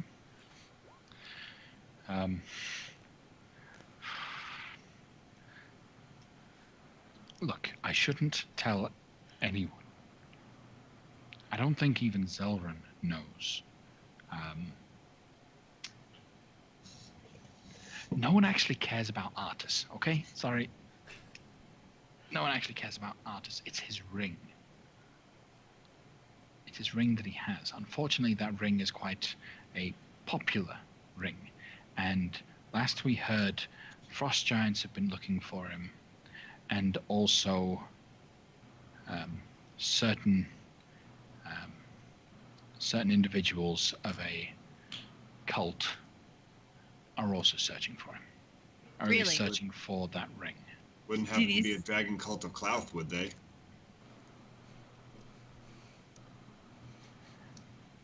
Okay, so maybe you guys do know, but that's you didn't hear that from me. I was not Okay. involved. Well, it's good you told us. Everything that you said, we can confirm. Okay. Except for the dragon cult. That's new information. But we have run into them. We have dealings with them. So that's very good for us to know, because they would have been seeking us either way. And now we will know that they will additionally be seeking us for Artis if we obtain him. Or the ring of winter. As I said, we don't actually care if Artis returns and you take him to Red Lodge. Just get that ring off of him. Okay. Anything else? Do you guys have any questions for Master and Magician? Nope. Do you know any good songs? Like in Bring on the Road with Me? I once knew probably sounds stupid to you. I once knew a trident that loved singing, and it shared a story with me about some bonny lass. It was a great one, and he clicks his fingers, and immediately your memory is modified to now know and have memorized a sea shanty all about my bonny I can't think of it, but about a pretty little girl over the ocean that waits for the sailor. My body lies over the ocean. There we go. My body My lies body over. lies over the sea. Yeah. I didn't want to Body lies actually over the Grab my start body. a sing-along This is a good one. on Twitch, but Somewhere in Waterdeep right now, Aaron's got a shiver down his spine. A 1,000 voices just cried out in terror. I miss Slave. He was a good friend. he would have had so much fun in Maelstrom. You hear a soft voice that doesn't seem to come from anywhere go, "Yeah, me too." Aw.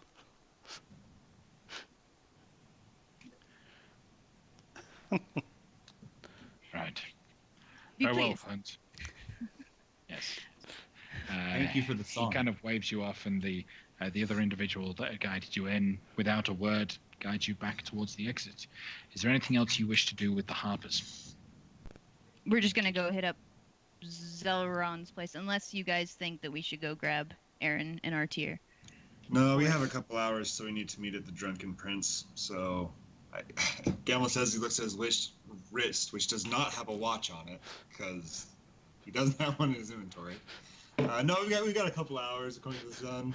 No, there are clock towers. There are clock towers around. We've got time. Cool, because I'm gonna need y'all for Zelron. He is a weirdo, and that's me saying this. Weirder than You you, know I was it's gonna true. say.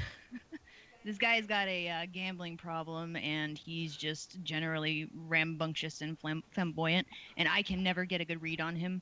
So keep your awareness up, and if there's anything fishy, you guys indicate it. Give me a look. Okay. So you follow the instructions and you head down. You leave the North Ward, away from where the nobles are kept, and move closer towards the Sea Ward, actually, where you find the house, or at least the address that you were given. The house looks fairly broken down, ill repair. It's an old house. It's been here for a very long time. It was once probably one of the richest, like the most well-off places, but through neglect, it's worn down. The glass in the windows has been shattered, and the door looks like it's covered in vines and plants. It's quite grungy. But you walk up and, out of curiosity, what's your marching order at the door? I'm gonna be behind Gamel. Shrunk down. I mean, we're going to be walking up to the door, and Gamel's going to be like, "Go ahead, this is your conversation." So, but if Gamel says, "Go knock on the door," Gamel has a shield. He's gonna take it out and go and like knock on the door and like, because he knows Loic. If Loic's like, hey, go knock on that. This is payback for what happened at the treasure chest. Like, hey, Gamel, go knock on that door. Like, he's not an idiot. Okay, so you're just gonna go knock on the door. Yeah, but I'll have like my shield and I'll like hit it with the shield a little bit, and I'll be equally poised to jump out of the way or to take whatever it is in my shield and hope it doesn't kill me. Okay. You knock on the door. The moment your shield touches the door, a huge glyph just bursts into energy at the front door, and a loud boom. It's not so much a physical, so much as an audible just crack right in front of your face. I need you to roll a wisdom saving throw. Oh man, I'm used to loud explosions. This is right in my wheelhouse. For a moment, you feel a little dizzy, shaken up, but the Not magic within, not stirred, no. The magic within that glyph just seems to fizzle for a moment before failing. And it seems like it probably, like the glyph probably broke at some point. It didn't work properly as intended as it hits you.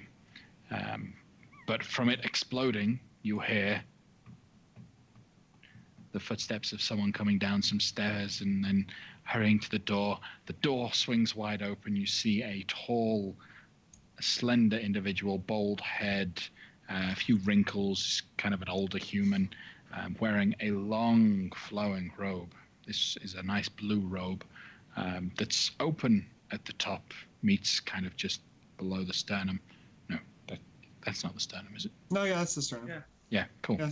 Hey, my anatomy.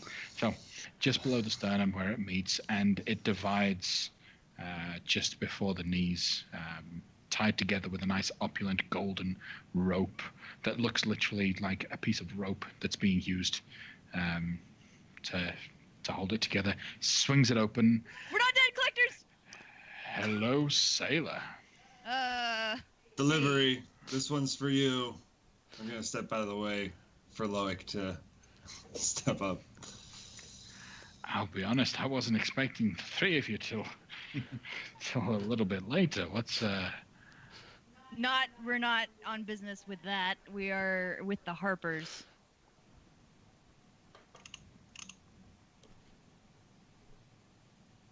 And what are you here for? We're here to help you with your mission. It's all right. Hey, we're here to help. That mission was taken off of me. It's not my mission anymore. Okay. Would you mind just giving us a little bit of information? Where you left off? Or are you at odds with the Harpers? Roll a persuasion check.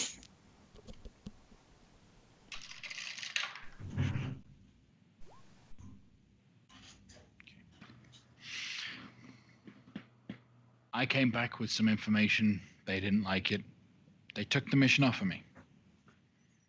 All I told them was the trail went cold at the docks. That was it. What does that mean?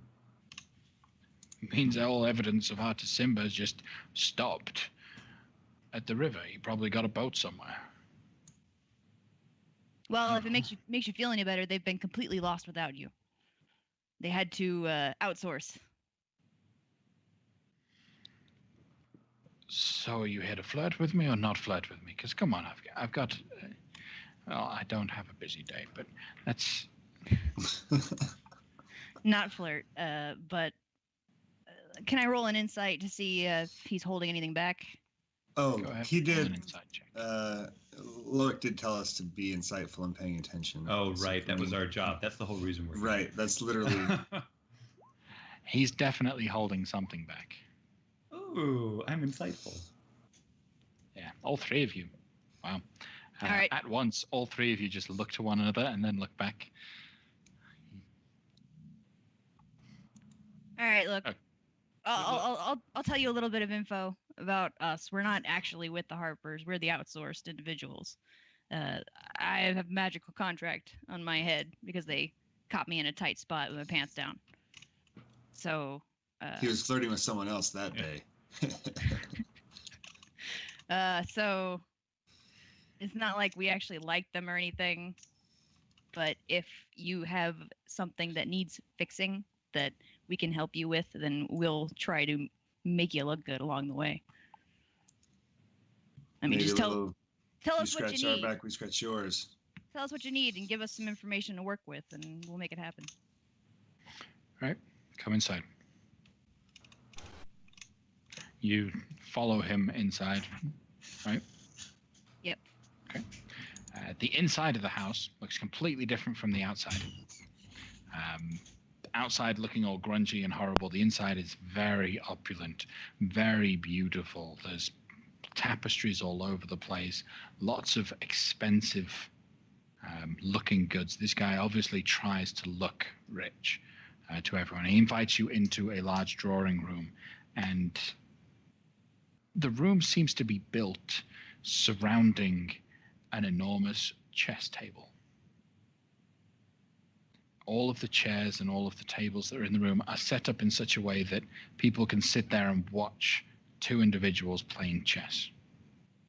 And he sits down in one of the spots on one side of the table and invites you to one of you sit down in front of him. I will. Is playing chess about wisdom or intelligence? Depends Or how you play. charisma? Is it about charisma? Because if it's about charisma. I've played a game or two, but this is Loic's gig, so he can do it. No, by all means, if you want to play with Zoran, you go right ahead.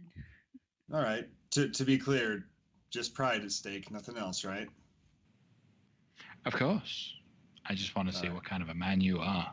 I'm gonna try to incite that again. He's being shady. It's let's see. Yeah, it seems fairly. It's not sinister so much as this is one of the few ways he still enjoys himself. Right. Is a challenge of wits. I'll sit to play. Okay. As soon as you sit down, My play style is not about knowing how to win. It's knowing about how to beat him. It's understanding him, understanding his moves, and countering them. So it's more insight-based, perception-based than outthinking him. Because I can't outthink this guy. He's a powerful wizardry type. Okay, so you're going to use wisdom to try and beat him. Right. Okay. All right. As soon as you sit down, the chess table just suddenly lights up and all the pieces are in the row. And he turns to you, points to you and says, as the guest, you get to choose white or black. I'll take black. Okay. So edgy. So he goes first, right? The way mechanically, this is going to be a skill challenge of a sorts.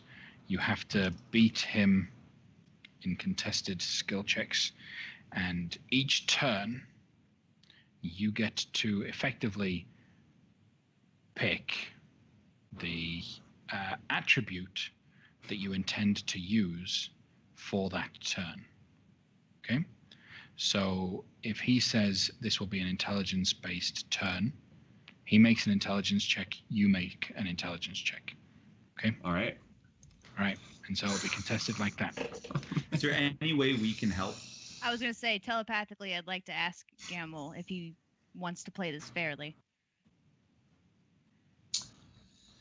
No. I want to win.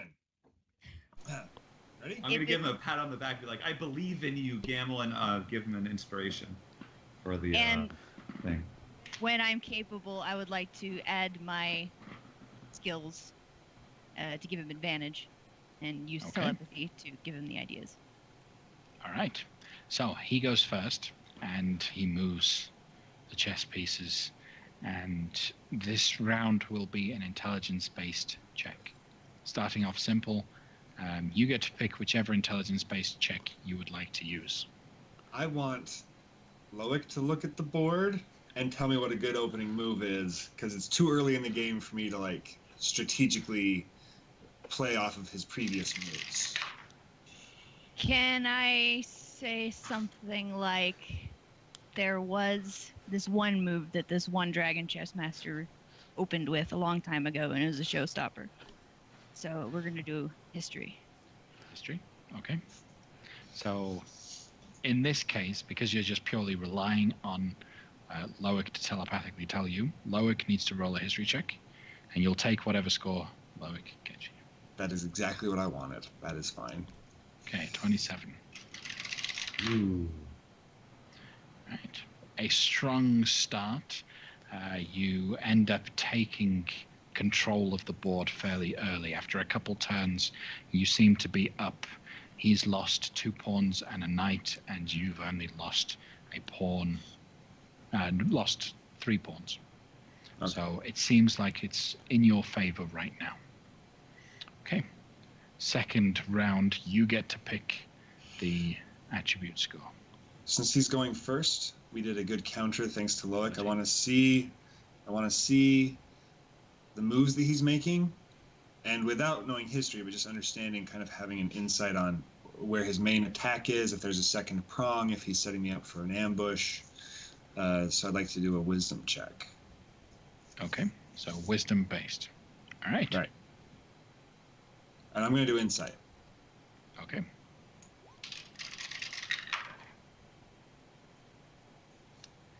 Not rolling too well. You can take more control of the situation. Now he's lost both of his knights and one of his rooks.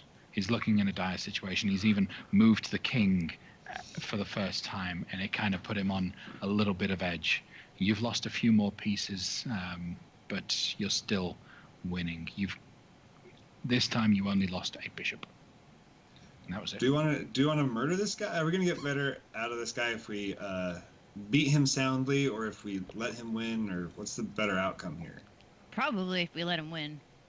Okay. But well, don't make it too easy. No, sure. Make it Make fun. it close. His whole thing is going to be doing it. You know, the Right. challenge of facing Right. off against an intelligent opponent and then winning. Right. So in this regard, he will use charisma now for this turn. Okay? So you get to make a charisma-based check. How will you do so? Is there any way I can aid him in this? Because I don't know, I can't get in his head, but if, I don't know. Do you mind if my friend plays some dinner music and then busts out some bagpipes? It's like, I will throw these moves if you promise to turn off the bagpipes. My Bonnie lies over the ocean. Okay. You can't be so blatantly obvious about trying to give him inspiration. What are you trying to do? Well, I'm not sure if there's a way we can like substitute in like how, I mean, Loic was in his head, so I don't know if I can like use something to. You could be that pestering person from the crowd who's pointing out moves while people are thinking about it. Like, oh, you could do this and take that, or you could do this, or you could do that. And by subtly pointing out all these things, influence what we choose to do. So would And that that could be a be? persuasion check. What say you? Well, it depends on which skill you want to use. So if Yeah. you want to use a persuasion check, that sounds like a reasonable method to do it. If you want to use deception, you could attempt to fool Zelron into thinking you're helping him. You could use a bunch of things. Well, I'll do the persuasion. I don't want to fool him into thinking, because if I fail it, that could work out way worse for us. So I'm Okay. just gonna be trying to help. Okay, go ahead and Not roll good at persuasion chess, check. but I'm gonna try to help him. Great. Nice. This one seems to be a very tense moment where it's going back and forth over and over.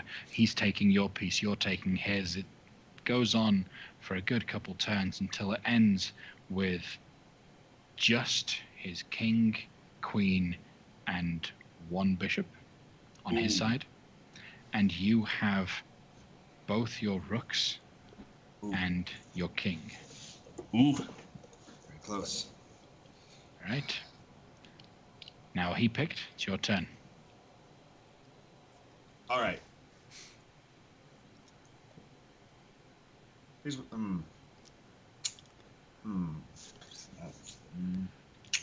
So it's turned very heavily into his favor all of a sudden. Well, here's what I want to do.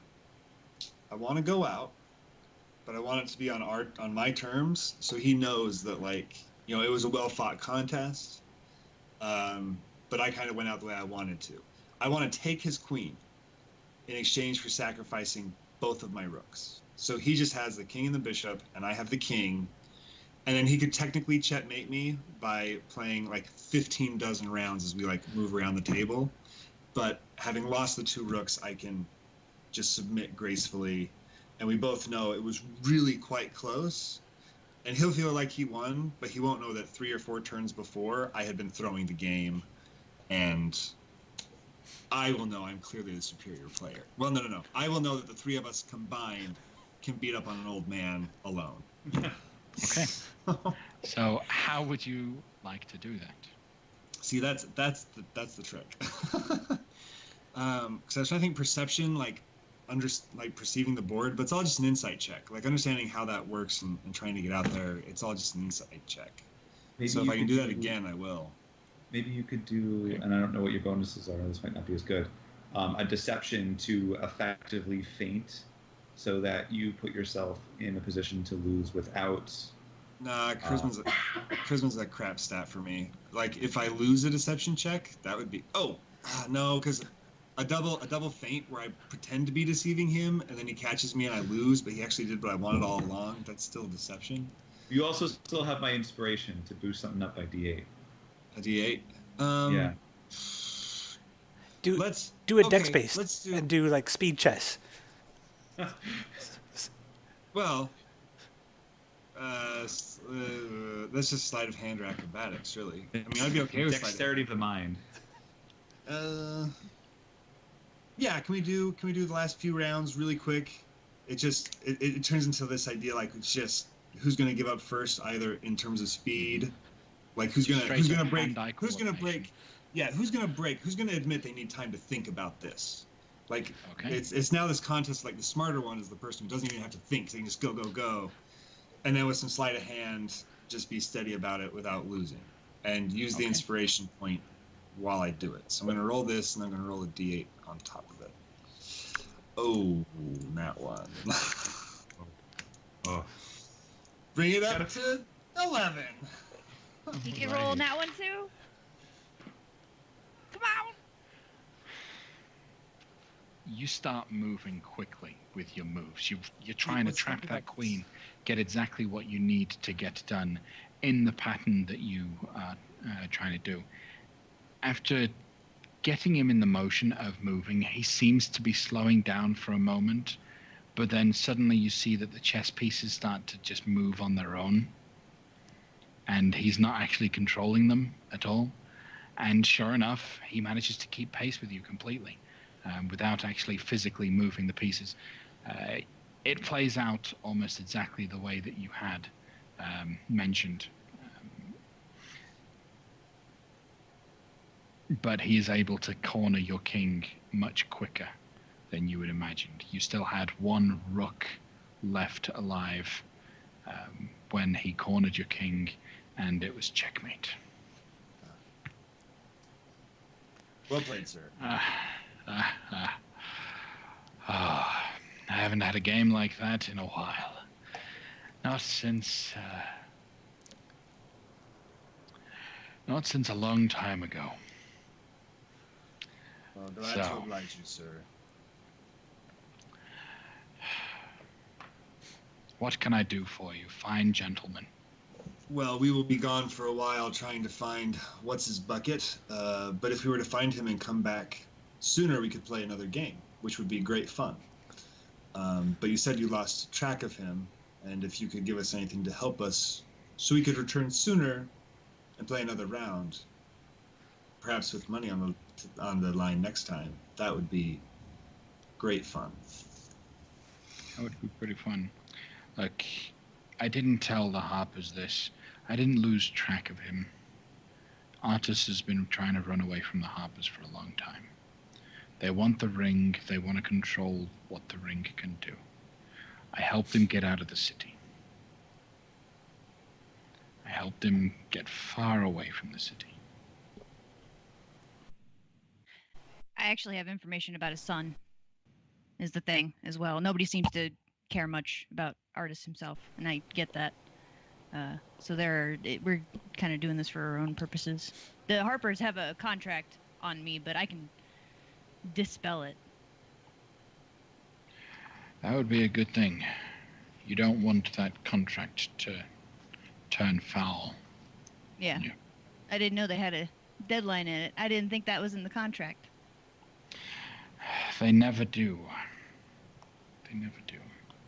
The deadline is not so much an actual deadline that's part of the contract, but the contract was, as I assume it was for me, you must find him, and you must bring him.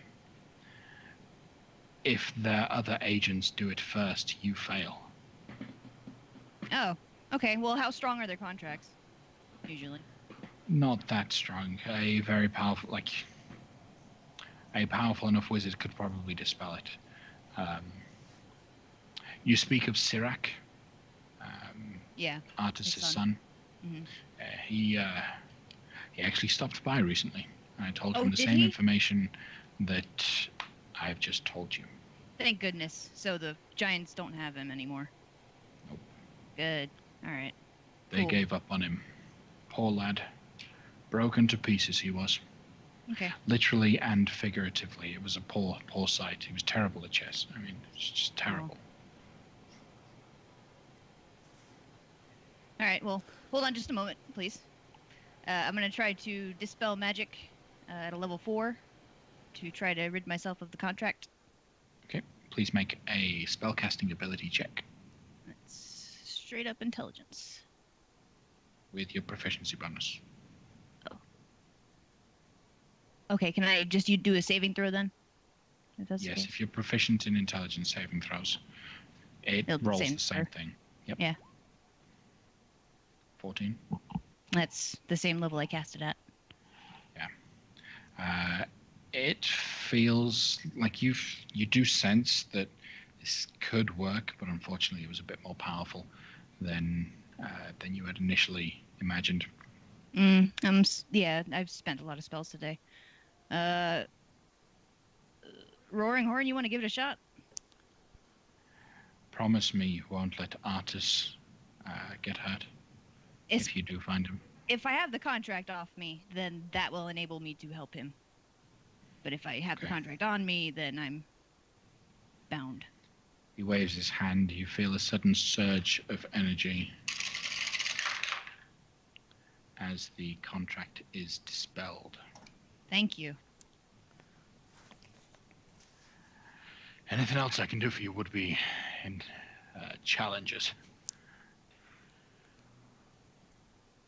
Well, you don't have something to do with me, but well, first of all, where is Artis? You said you left him somewhere. Where was the last place you left him? He headed south, very far south, a peninsula known as Chult. Never heard of that place. All right. You don't want to. Okay. Well then, we have some other stuff to take care of, but we'll follow up on that. You've got the contract off of me, so that takes care of things for now.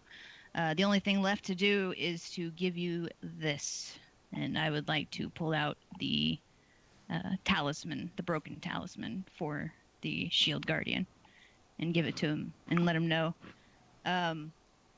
Fezzik told us that you haven't been quite the same since your separation from Nathan. Who are you? Seeming is still up. Yes, I know. I'm aware. This is Oh. a disguise, I tell him. You lot weren't the folks that... Oh. We told... Hey, We're being completely upfront and honest and stuff. We're telling you all of our secrets. We're good. We're good folk, and you will not. Okay. Go ahead and. Well, hey. Well, okay. All right. Which one of you is the drow? She's no longer with us. Her family. I know. Her family. I was gonna say it was Danwick. That would have been really hilarious. How you doing?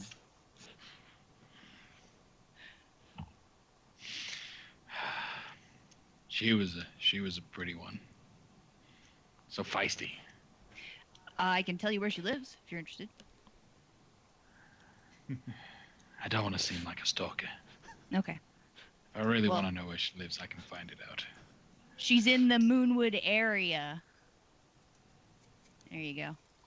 So if you're... Might take her on a Moonwood walk. I see what you did there. Moon dance. So Nathan is hanging out with the elves of the High Forest. He went up against a Goristro, and the Goristro actually died.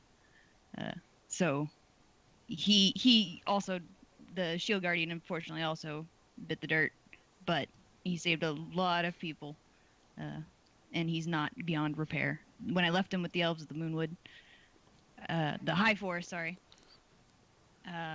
they mentioned something about potentially repairing the foundational parts, so he may just need some enchantments when you get there. That'll be good. Mhm. There will still be some juice left in this amulet. Yeah. And he seems to perk up a little bit. This could be good. Mm-hmm. Yeah. Aren't you happy you let us in? Yeah.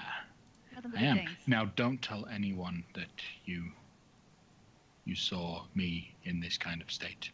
Oh, of I'm course supposed to be struggling and having a hard time. not. Oh yeah. Let's keep it that way. Sure. I would never admit I'd lost a game of chess. Your secret will die with me. Appreciate it. And I didn't mind you cheating with your friends and all that. It was perfectly fine. Well, I you're love the animated objects you use to move the pieces.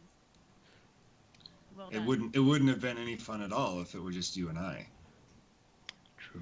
It takes three to even hope to play against a master like yourself.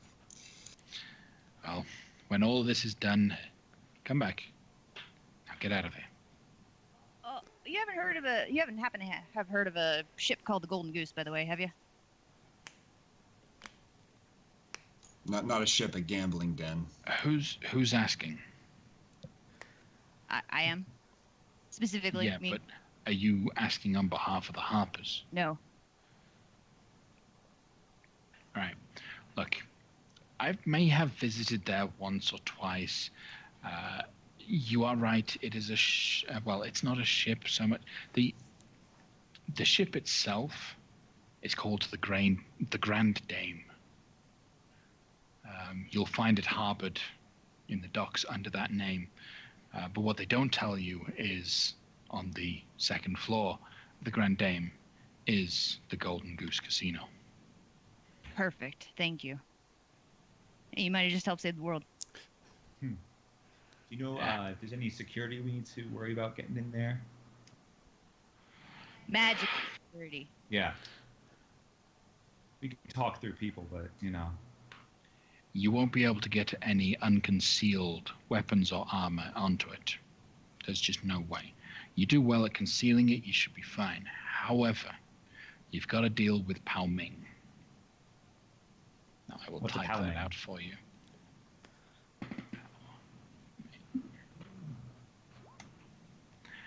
Pao Ming, she is a very powerful psychic. And as a result, she has this uncanny ability to spot someone that she believes to be cheating. Well, we all know none of us here would have cheated it ever. No. There, so, yeah, of course. Something about the way she works, rumor has it she's telepathic. She's able to detect whether or not someone is cheating before they even think about cheating. It's weird. It's like clairvoyance. If you can get past her and her mind, then you're pretty much safe. Okay. Is she?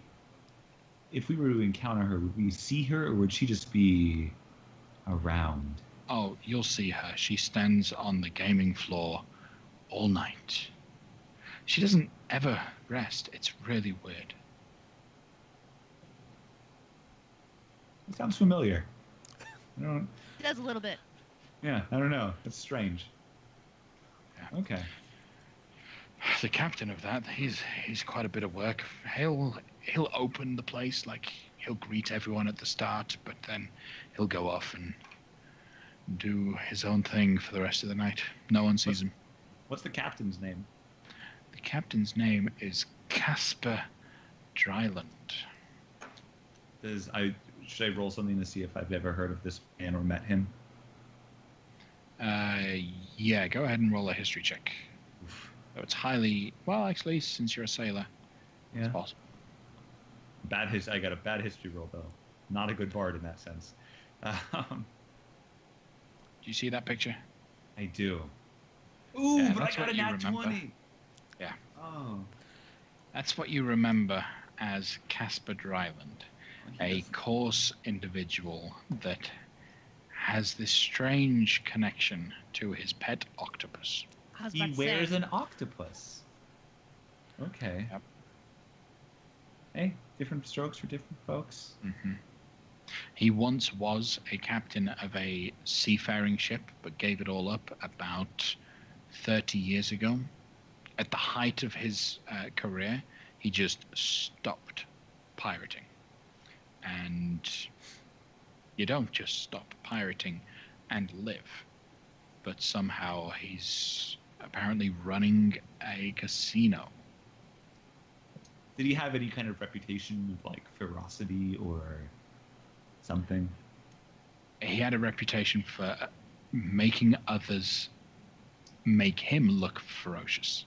So he had a lot of goons and a lot of men that would protect him and do his dirty work for him, but he himself, he's a walk in the park. Got it. Yeah. Okay. I know that kind. Mm-hmm. Casper Dryland. Oh, are those like dry land? I like that. So, with that information, what do you do? That's all we need, right? So Seems like everything you need. You can now actually leave and go and investigate. Well, I wonder if it's late enough if we need to get back to the Drunken Prince anyway. The chest That- probably took a while.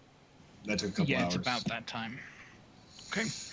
So we're actually going to take a 15-minute break at this point. Go to the toilet, grab some drinks, and we will be back in 15 minutes. See you all then. alrighty.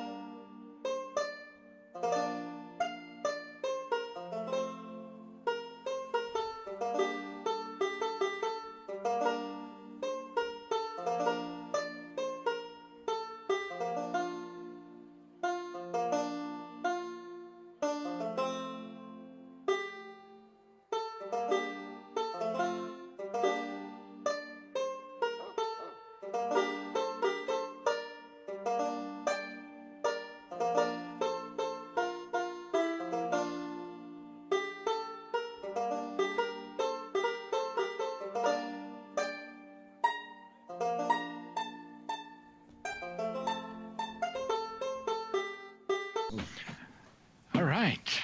Quick, put the dog away. No dog. There's no dog. Welcome back, everyone. Thank you for sticking with us. So, we resume with the party gathering together once more at the. It was the Prince's Inn. Drunken was it? Prince? Drunken Prince, yeah. The Drunken Prince's Inn, within the dock section of the city. You had all gathered with your various bits of information. Loic on the way had made 2 stops, one to purchase a gift for Lady Pao Ming, and another to acquire the teleportation sigil for Waterdeep. No event happened there. It was successful and he managed to get it. So, as you all gather together in this very busy and boisterous tavern, what are you guys doing? This tavern is packed as well, full of fun individuals. Did we not go to the Zentarum? You wanted to go to the Zentarum. That's true. You were being led there. So we'll skip back to that. So you went up to the Zent house. Veltar took you there. As soon as he got you there, he pointed to it. He's like, yes, that's the place. Goodbye now. And he just walks off. So, you say that these people have never met you before, but we will introduce ourselves as friends of Ilya. Is this right? They've never met me, but they would know of me. And they would know of Ilya. Very You well. drop his name, you drop my name. But we need information. It was Ilya Farrell, wasn't it? Yeah. Yeah. Yeah, they say it, yes. Mm-hmm. Okay. So the house that you look at is fairly unassuming. Simple thing, but now that it's been pointed out to you, you do see a symbol notched into, like inside one of the knots in the wood of this door that appears to be the symbol that should say Guild House. Okay. Is there a secret knock? There is, I don't know it.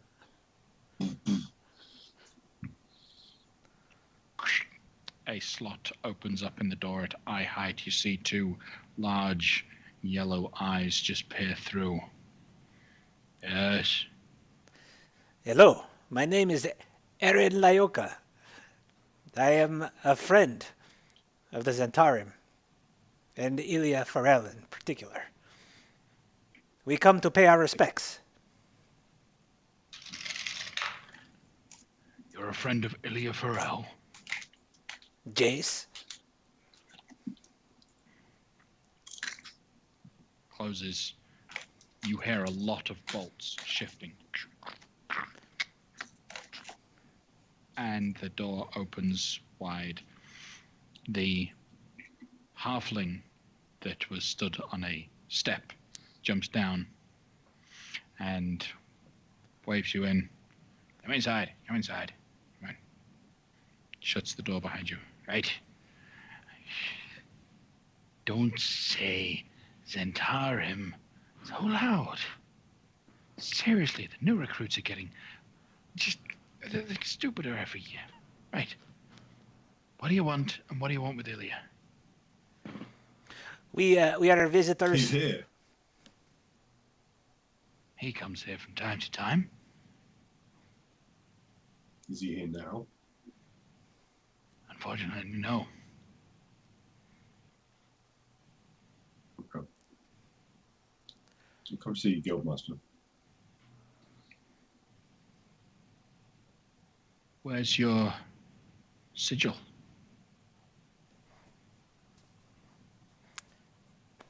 Said we're friends. Yes, Zentarum. we are not members of the Zentarum. We are friends of the Zentarum, and of Ilya Farrell in particular. Roll a persuasion check with advantage. Because your name dropped.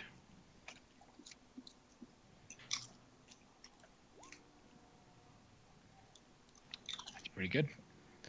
All right.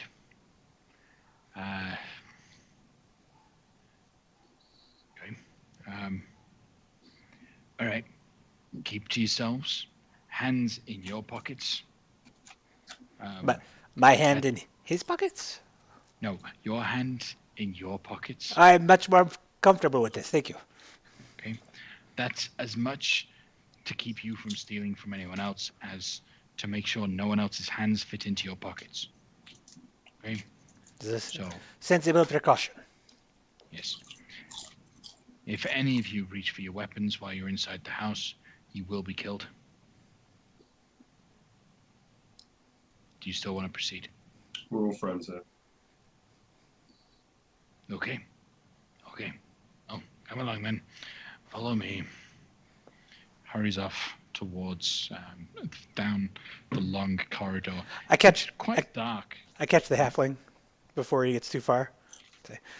In some jurisdictions, these hands are classified as deadly weapons. I am afraid I can do nothing about this. And then you can proceed. Okay. You see him just wave his hand ever so slightly, and you swear you feel a tapping on the side of your head, as if he's using Mage Hand to mess with you. All right, and then he walks off, follows the path. The tunnel that you take turns abruptly to the right into pitch darkness, and with your various bits, dark visions and sights, you can see that it leads down a long staircase straight down towards an unassuming door. The halfling approaches it and walks right through the door without opening it. And so you follow suit. Sure enough, you step through the door without any need to open it. You look back and you don't see the door, as if it wasn't there.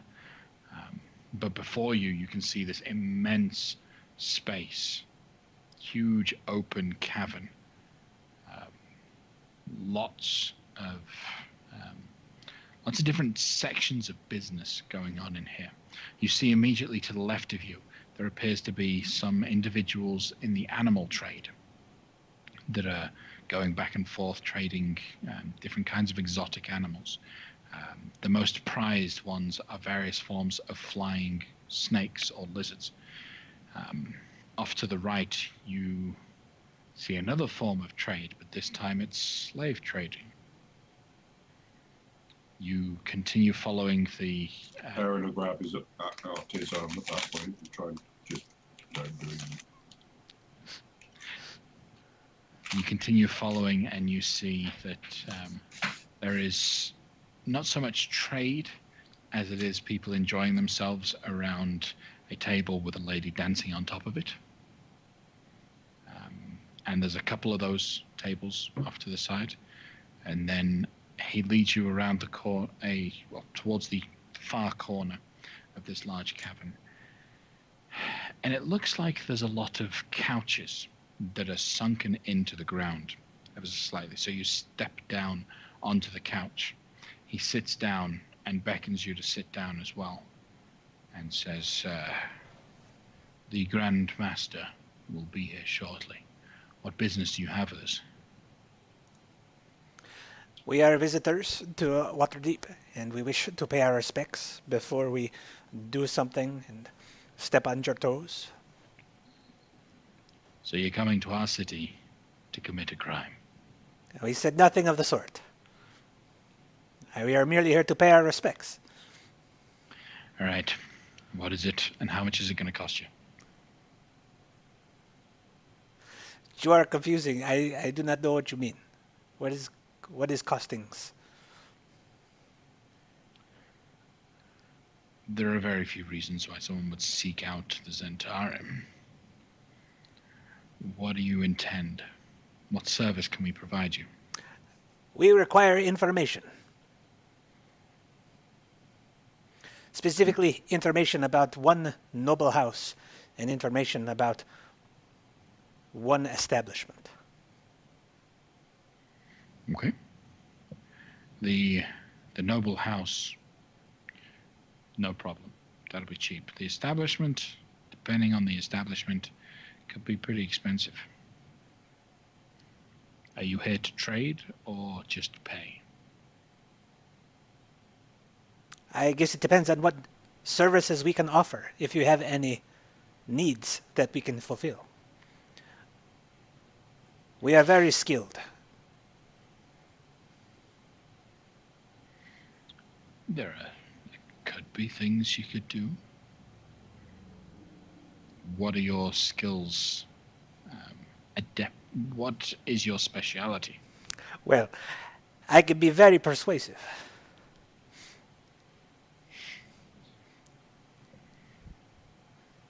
Anything else? And he's very handsome. Okay.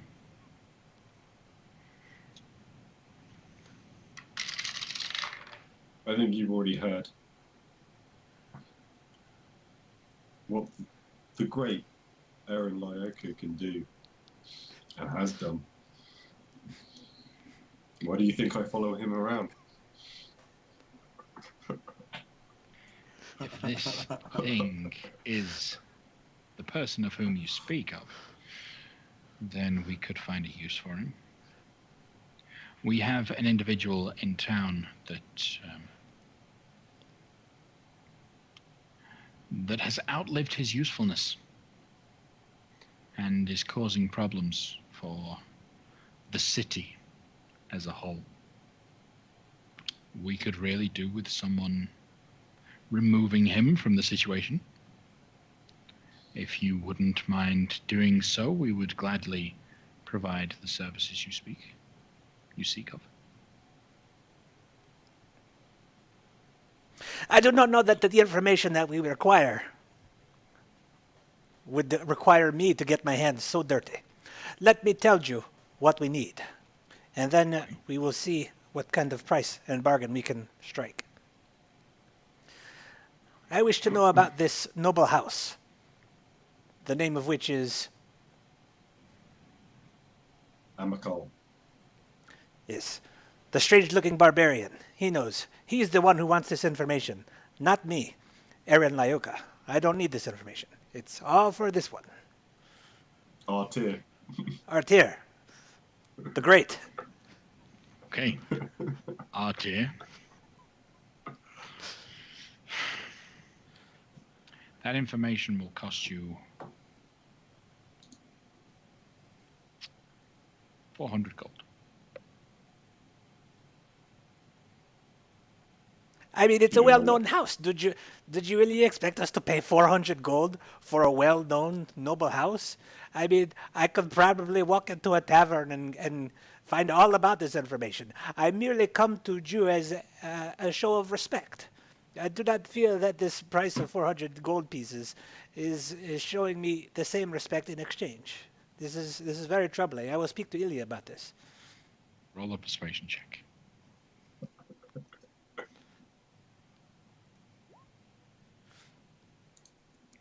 Okay. All right. Fine. 200. 200 will give you every bit of information you need to know about the Amical family. Your cooperation is noted. We will speak very highly of you to Ilya. What is your name, so I can remember to refer him? My name is Jasper. Very well, Jasper. I will remember your name and speak of it in glowing terms when I speak to Ilya again, my good friend, who I know very well. Fair enough. So, 200 gold. Artir. We have the money, and we haven't finished our transaction yet. Okay. What else do you need? We also seek information on the casino known as the Golden Goose. That is a very valuable casino. What information do you need? We merely seek to know how to conceal our weapons effectively Should anything go down, we are not troublemakers, obviously. We need to gain access and exit. I am aware that the the ship doesn't return to land till dawn. Mm-hmm. Not And usually, anyway. We need to know who controls that ship. We need to know, I mean, the real people that control the organization. We came to you as a show of respect in case this was yourselves or you had some dealings with this, and we don't want to cause you any strife. Okay. And maybe we can do you a mutual favor. Maybe you have some issues there that we can help you with while we're on board. Perhaps there is something that you could do. A simple thing. It would take you no more than a few seconds to do. And for such a great individual like yourself, Mr. Aaron Leoga, it should be a simple task for you. That is what they call me. The information you seek. You have my attention. Rumor has it, you are, shall we say, afflicted with a certain curse. A bear-like curse. Is that correct? I am not cursed, whatever you may think. I have been bestowed a gift. Wonderful, wonderful. We simply need you to bestow that gift to a friend of ours. And the plot thickens.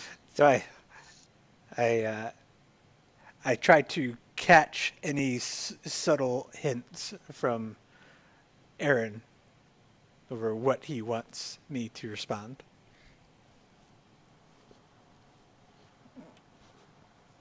One little bite, that's all it takes.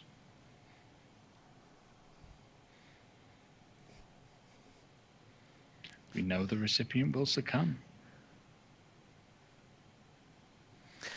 Come on. This is a gift that is not mine to bestow on anyone else. You ask too much.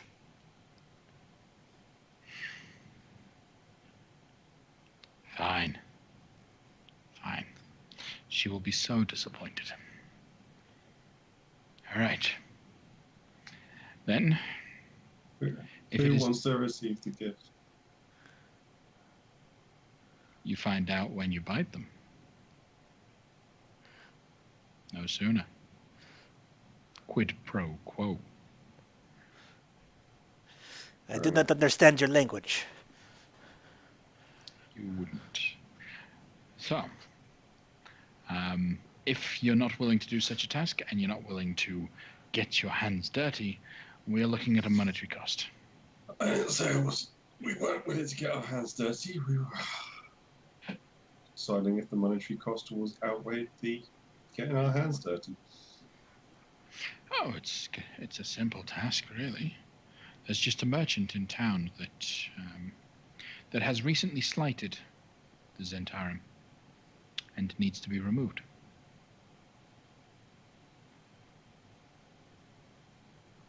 Slighted as in how? Sign the contract of employment and we'll tell you. You're the ones that came in here looking for information, friends. As you can see, I have plenty of friends who can help me. I would imagine you have plenty of people that are more adept assassins than we.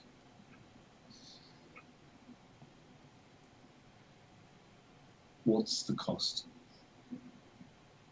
for the information you seek? The monetary cost? Because we deal with the Golden Goose quite so much, betraying them to someone with your reputation, who, let's face it, tends to break a lot of the places they go into. knowing that you're going in there means we probably won't have much of a business left over afterwards. So if we're going to give you any information, it's going to cost you the business you're going to cost us. And that will be 2,000 gold pieces. So you talk in terms of hypotheticals, in an idea of lost business. But what if there was no lost business? If there was no loss, then the cost would be free, it would seem. So, Yes. I think we have an agreement. You tell us what you know, and we will not destroy the place, because we are getting in there one way or another. And if you want to retain your business, you will give us the information. If we have to get in there the hard way, well, you will not like the loss of business. Yeah, we're more likely having to destroy the place if we have to go in the hard way. You should see this guy when he gets angry. Oh my goodness. It is a sight to behold.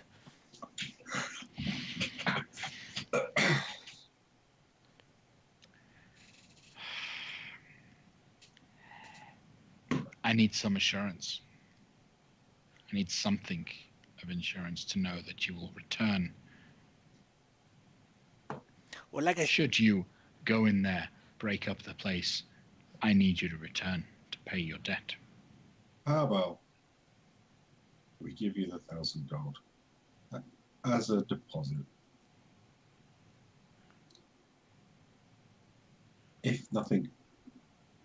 If we do not destroy anything, we come and get our money back. If we do, you've got the 1,000 gold. And we'll put our 2,000. And what assurances have I got that you'll let me back in when we don't destroy the place? I'll brand you now. Oh. Hello. Hello, everybody. Can we Hello. pause for a minute? We can. I've got kind of a surprise. Oh, I'll be right back. oh, time out. Time out. Time out. Stop your illicit deals. Everyone. everyone act cool. The powers that be. Yeah. Sports. So football, both American and otherwise, right? All the footy and kicking, and Yeah. the penalties. Ooh. Yeah. Touchdown. Did you catch that game the other night? Yeah, the one where the team was against the other team and there was winning. Yeah. The one And team came losing. back. Yeah. What There was was- the and there coach? was a, What was the coach thinking? That was a ludicrous don't know. display. It was a Oh my god. Clearly. And did you see what happened in the? Are we singing? Yeah. Birthday to you. Happy Happy birthday, dear. Oh my goodness, it's amazing. I can't keep singing. Awesome. Happy birthday to you. Birthday to you. Birthday to Thank you. Yay! Yay. cake I've ever seen. Yeah, you take this. She totally, Yep. she critted that cake. I have advantage Actually- on everything for the rest of the night. So yeah, it's his birthday, and I made a 20-sided dice cake. That's I don't wanna amazing. Tip it up because it'll fall. I'm actually nervous it actually will roll, so I don't want to tip it too much. But yeah, happy birthday, sweetheart. Thank you. I'm not gonna kiss you because I've got lipstick on. But we can get into it like tomorrow when you're done. Okay. Thank you very much. Not a problem. Thank you guys. Have a fun game. Oh, that's awesome. Thanks. Thank That was you. very sweet. I'm excited to cut into that cake. That's awesome. That's a pretty cool cake. Also, Ah. you can have to ship Yes. it. As it's now midnight in Germany, it is my birthday. Congratulations, happy birthday. Happy Thank you. birthday. All right, where were we? You are about to give us the information we requested for free. Right. Like I said, we could go in there the easy way with your help, or we could go in there the hard way. And if we go in there the hard way, you will lose business month after month because we will destroy the place. We will tear the mother effer down because when this guy gets angry, there's no controlling him. And you've heard of me, the great Aaron Lyoka. Oh, I like to rage. I really do. See me get angry. Mm. So, we know that you have a vested interest in keeping the business alive. We do not want to be on your bad side. So why don't we have a mutual agreement that you will give us the information and we will not destroy the place? This is a win-win because we're already paying you 200 gold pieces for the information regarding the House of the Noble. Roll another persuasion check. A final persuasion check. All right. He grabs your hand, shakes it, realizes the hand he grabs isn't quite the same shape as the hand that is presented to him, looks at you curiously. Fine. You return. Well, if the place is destroyed, we will find you. I should expect Okay. so. My good right. friend Ilya, he would not be a part of an organization who could not find us if he needed to. If I know Ilya, I know that for sure. That may be true. That may be true. Ilya's been busy of late dealing with another group. So, what do you want to know? How do we get in? How do we conceal weapons? Who's in charge? The real people in charge. The There real are- people in charge.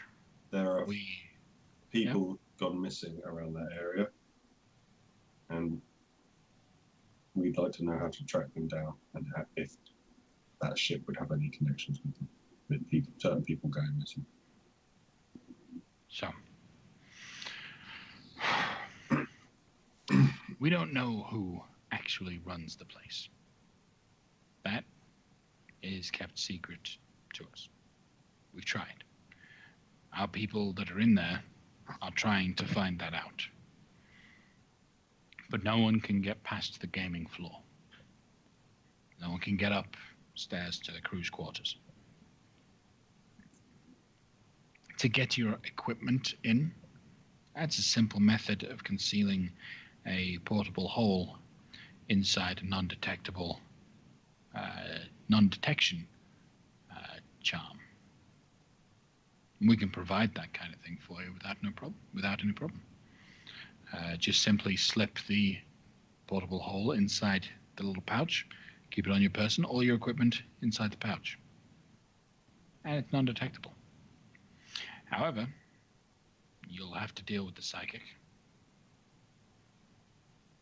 There's only one way we know of to protect your mind away from the psychic, and that is by use of a ring of mind shielding.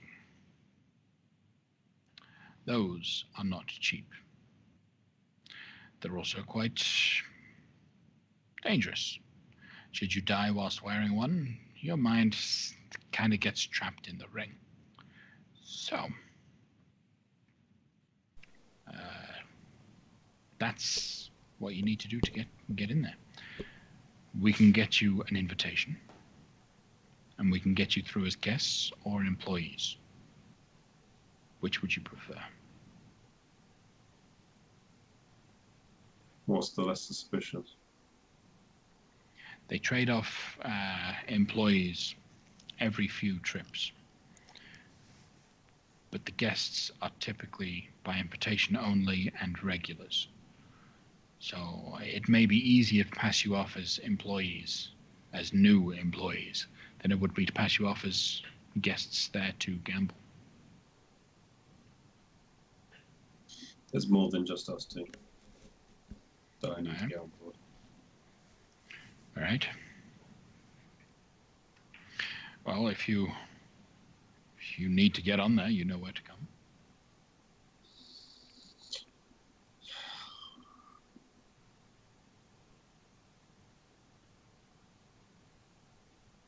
So Maybe a would we? mixture of both. Are you Would saying be it better. is invitation only, or is it most folks are regulars? It's both. You can get an invitation, but most of the invitations are sent out to regular members, regular people that attend. So to receive an invitation is usually a big deal. Every newcomer that comes is a big deal. You would meet the captain yourself, and you'd meet his security detail. Who are the regulars, generally? Most of the Important lords members and of ladies within the town.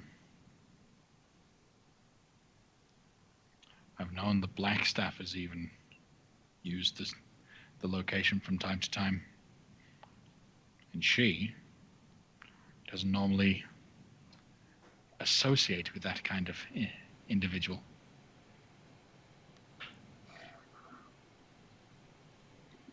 So, VIPs like my friend Erin here, and maybe some other notable adventurers wouldn't be out of place. Adventurers? Depends on if you've become so notorious that they are concerned by your presence.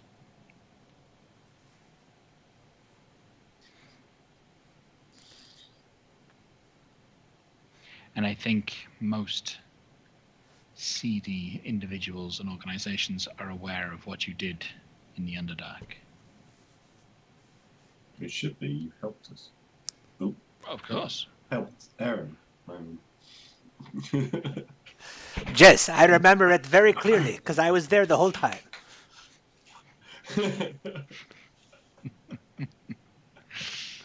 So, that is everything that we can give you on the establishment. That is the Golden Goose. We can get you in. We can aid you to get in. Once you're in there, it's kind of on your own. But at least we'll get you through the door, one way or the other. We need the bauble hole in the pouch. We'll purchase that. All right. You can purchase that for 500 gold. Okay. Right. You can get that on your way out. There's a gift shop next to the slave pens. So, this Lord Amical. I'm just interested in his state. This is a personal matter for me. I need to know how to get in and out of there. I need to know the security. I need to know who's in charge. Okay. Is it the family, information about the family itself? Okay. Well, if you know anything about Lord Amical, you will know that he has always been considered a good patron to those that were under his care. And after some horrific events in Yata, he was a little different. It became widely known that he had lost a son and began to search for that son. 3 months ago, his son turned up. An individual turned up and presented himself with a lot of information that seemed to be exactly the description and the information that should have matched the life and story that is the child of Lord Amical. What's his name? Funnily enough, he goes by the name of Erin. My name? Yes. What a twist! What coincidence. He probably Yes. has not my magnificent accent. Probably not. And Completely who different then. expected a Lord of Waterdeep to have had a son who would grow up to be a great adventurer? The Lord showered him with gifts, loved him. So they all seem quite happy right now. They are enjoying a time of seclusion as they are enjoying their family time. So there's a lot more security on the estate. His new wife loves Erin. His new wife. Yes, the lady of the house passed away some years ago. He has since remarried. What about the staff there? Does he have a big turnaround in staff, or does he keep constant, loyal staff members? Most of his staff have been with him for years. His staff themselves tend to be of a family that have served his family for a very long time.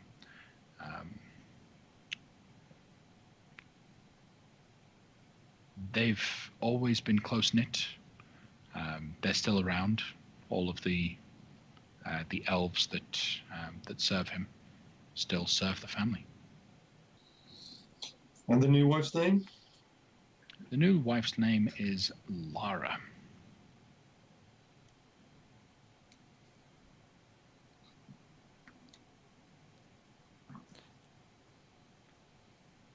What about any other children? None still alive. He had others that died in early childhood. One of the things that hit him so hard about the fall of Yartar was it was his third child to die in as many years. It was a shame. But that child came back to life, apparently. Apparently.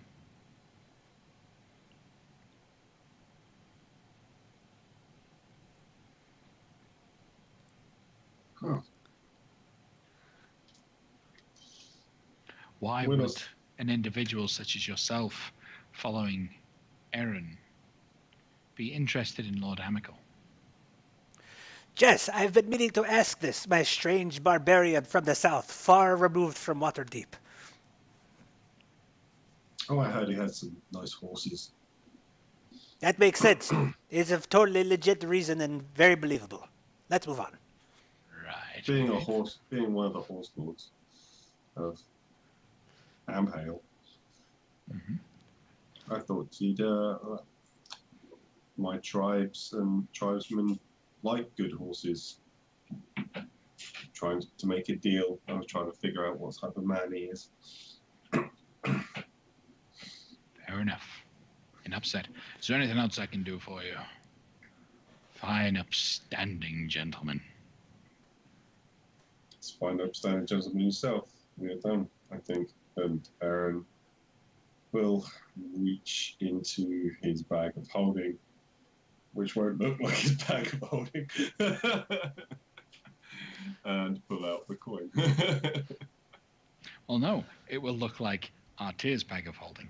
Oh, yes, it will. He does have one, yeah. So you reach into Artir's bag of holding and pull out the money. What do we owe?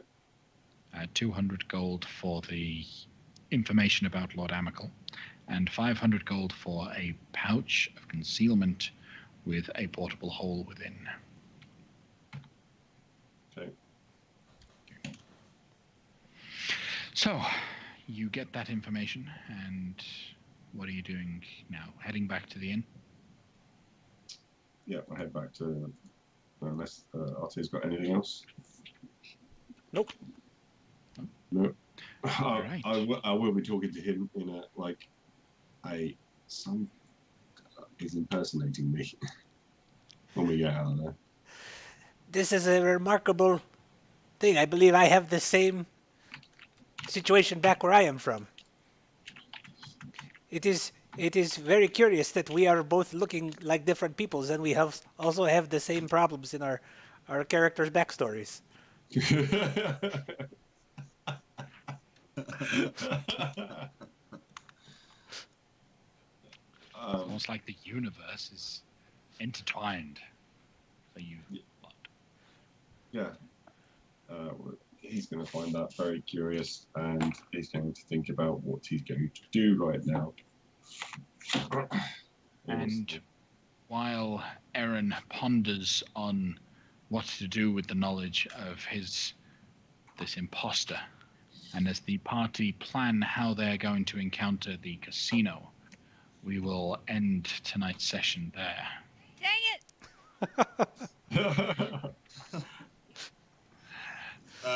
So It's we're, not enough, Aaron. It's not enough. Now we have so much to do in the campfire. it's true. Chat. I'm totally getting drunk in that campfire. It's drink night. Let's just have a drink night. Well, We would love to see you all back here next week to watch this as it continues. Carl, logistical question for you. How are we doing on Campfire RP? We have all of that on our blog. That's Crituitous RP on Tumblr. We have all of our videos and our Campfire RPs, which are the in-character conversations that our characters do between sessions. They're all on the blog, and you can access them all by visiting the website. So, CrituitousRP.tumblr.com. CrituitousRP.tumblr.com. One of the things that helps these players get into their characters is the ability to be able to role play as their characters throughout the week and do what's called the Campfire RP.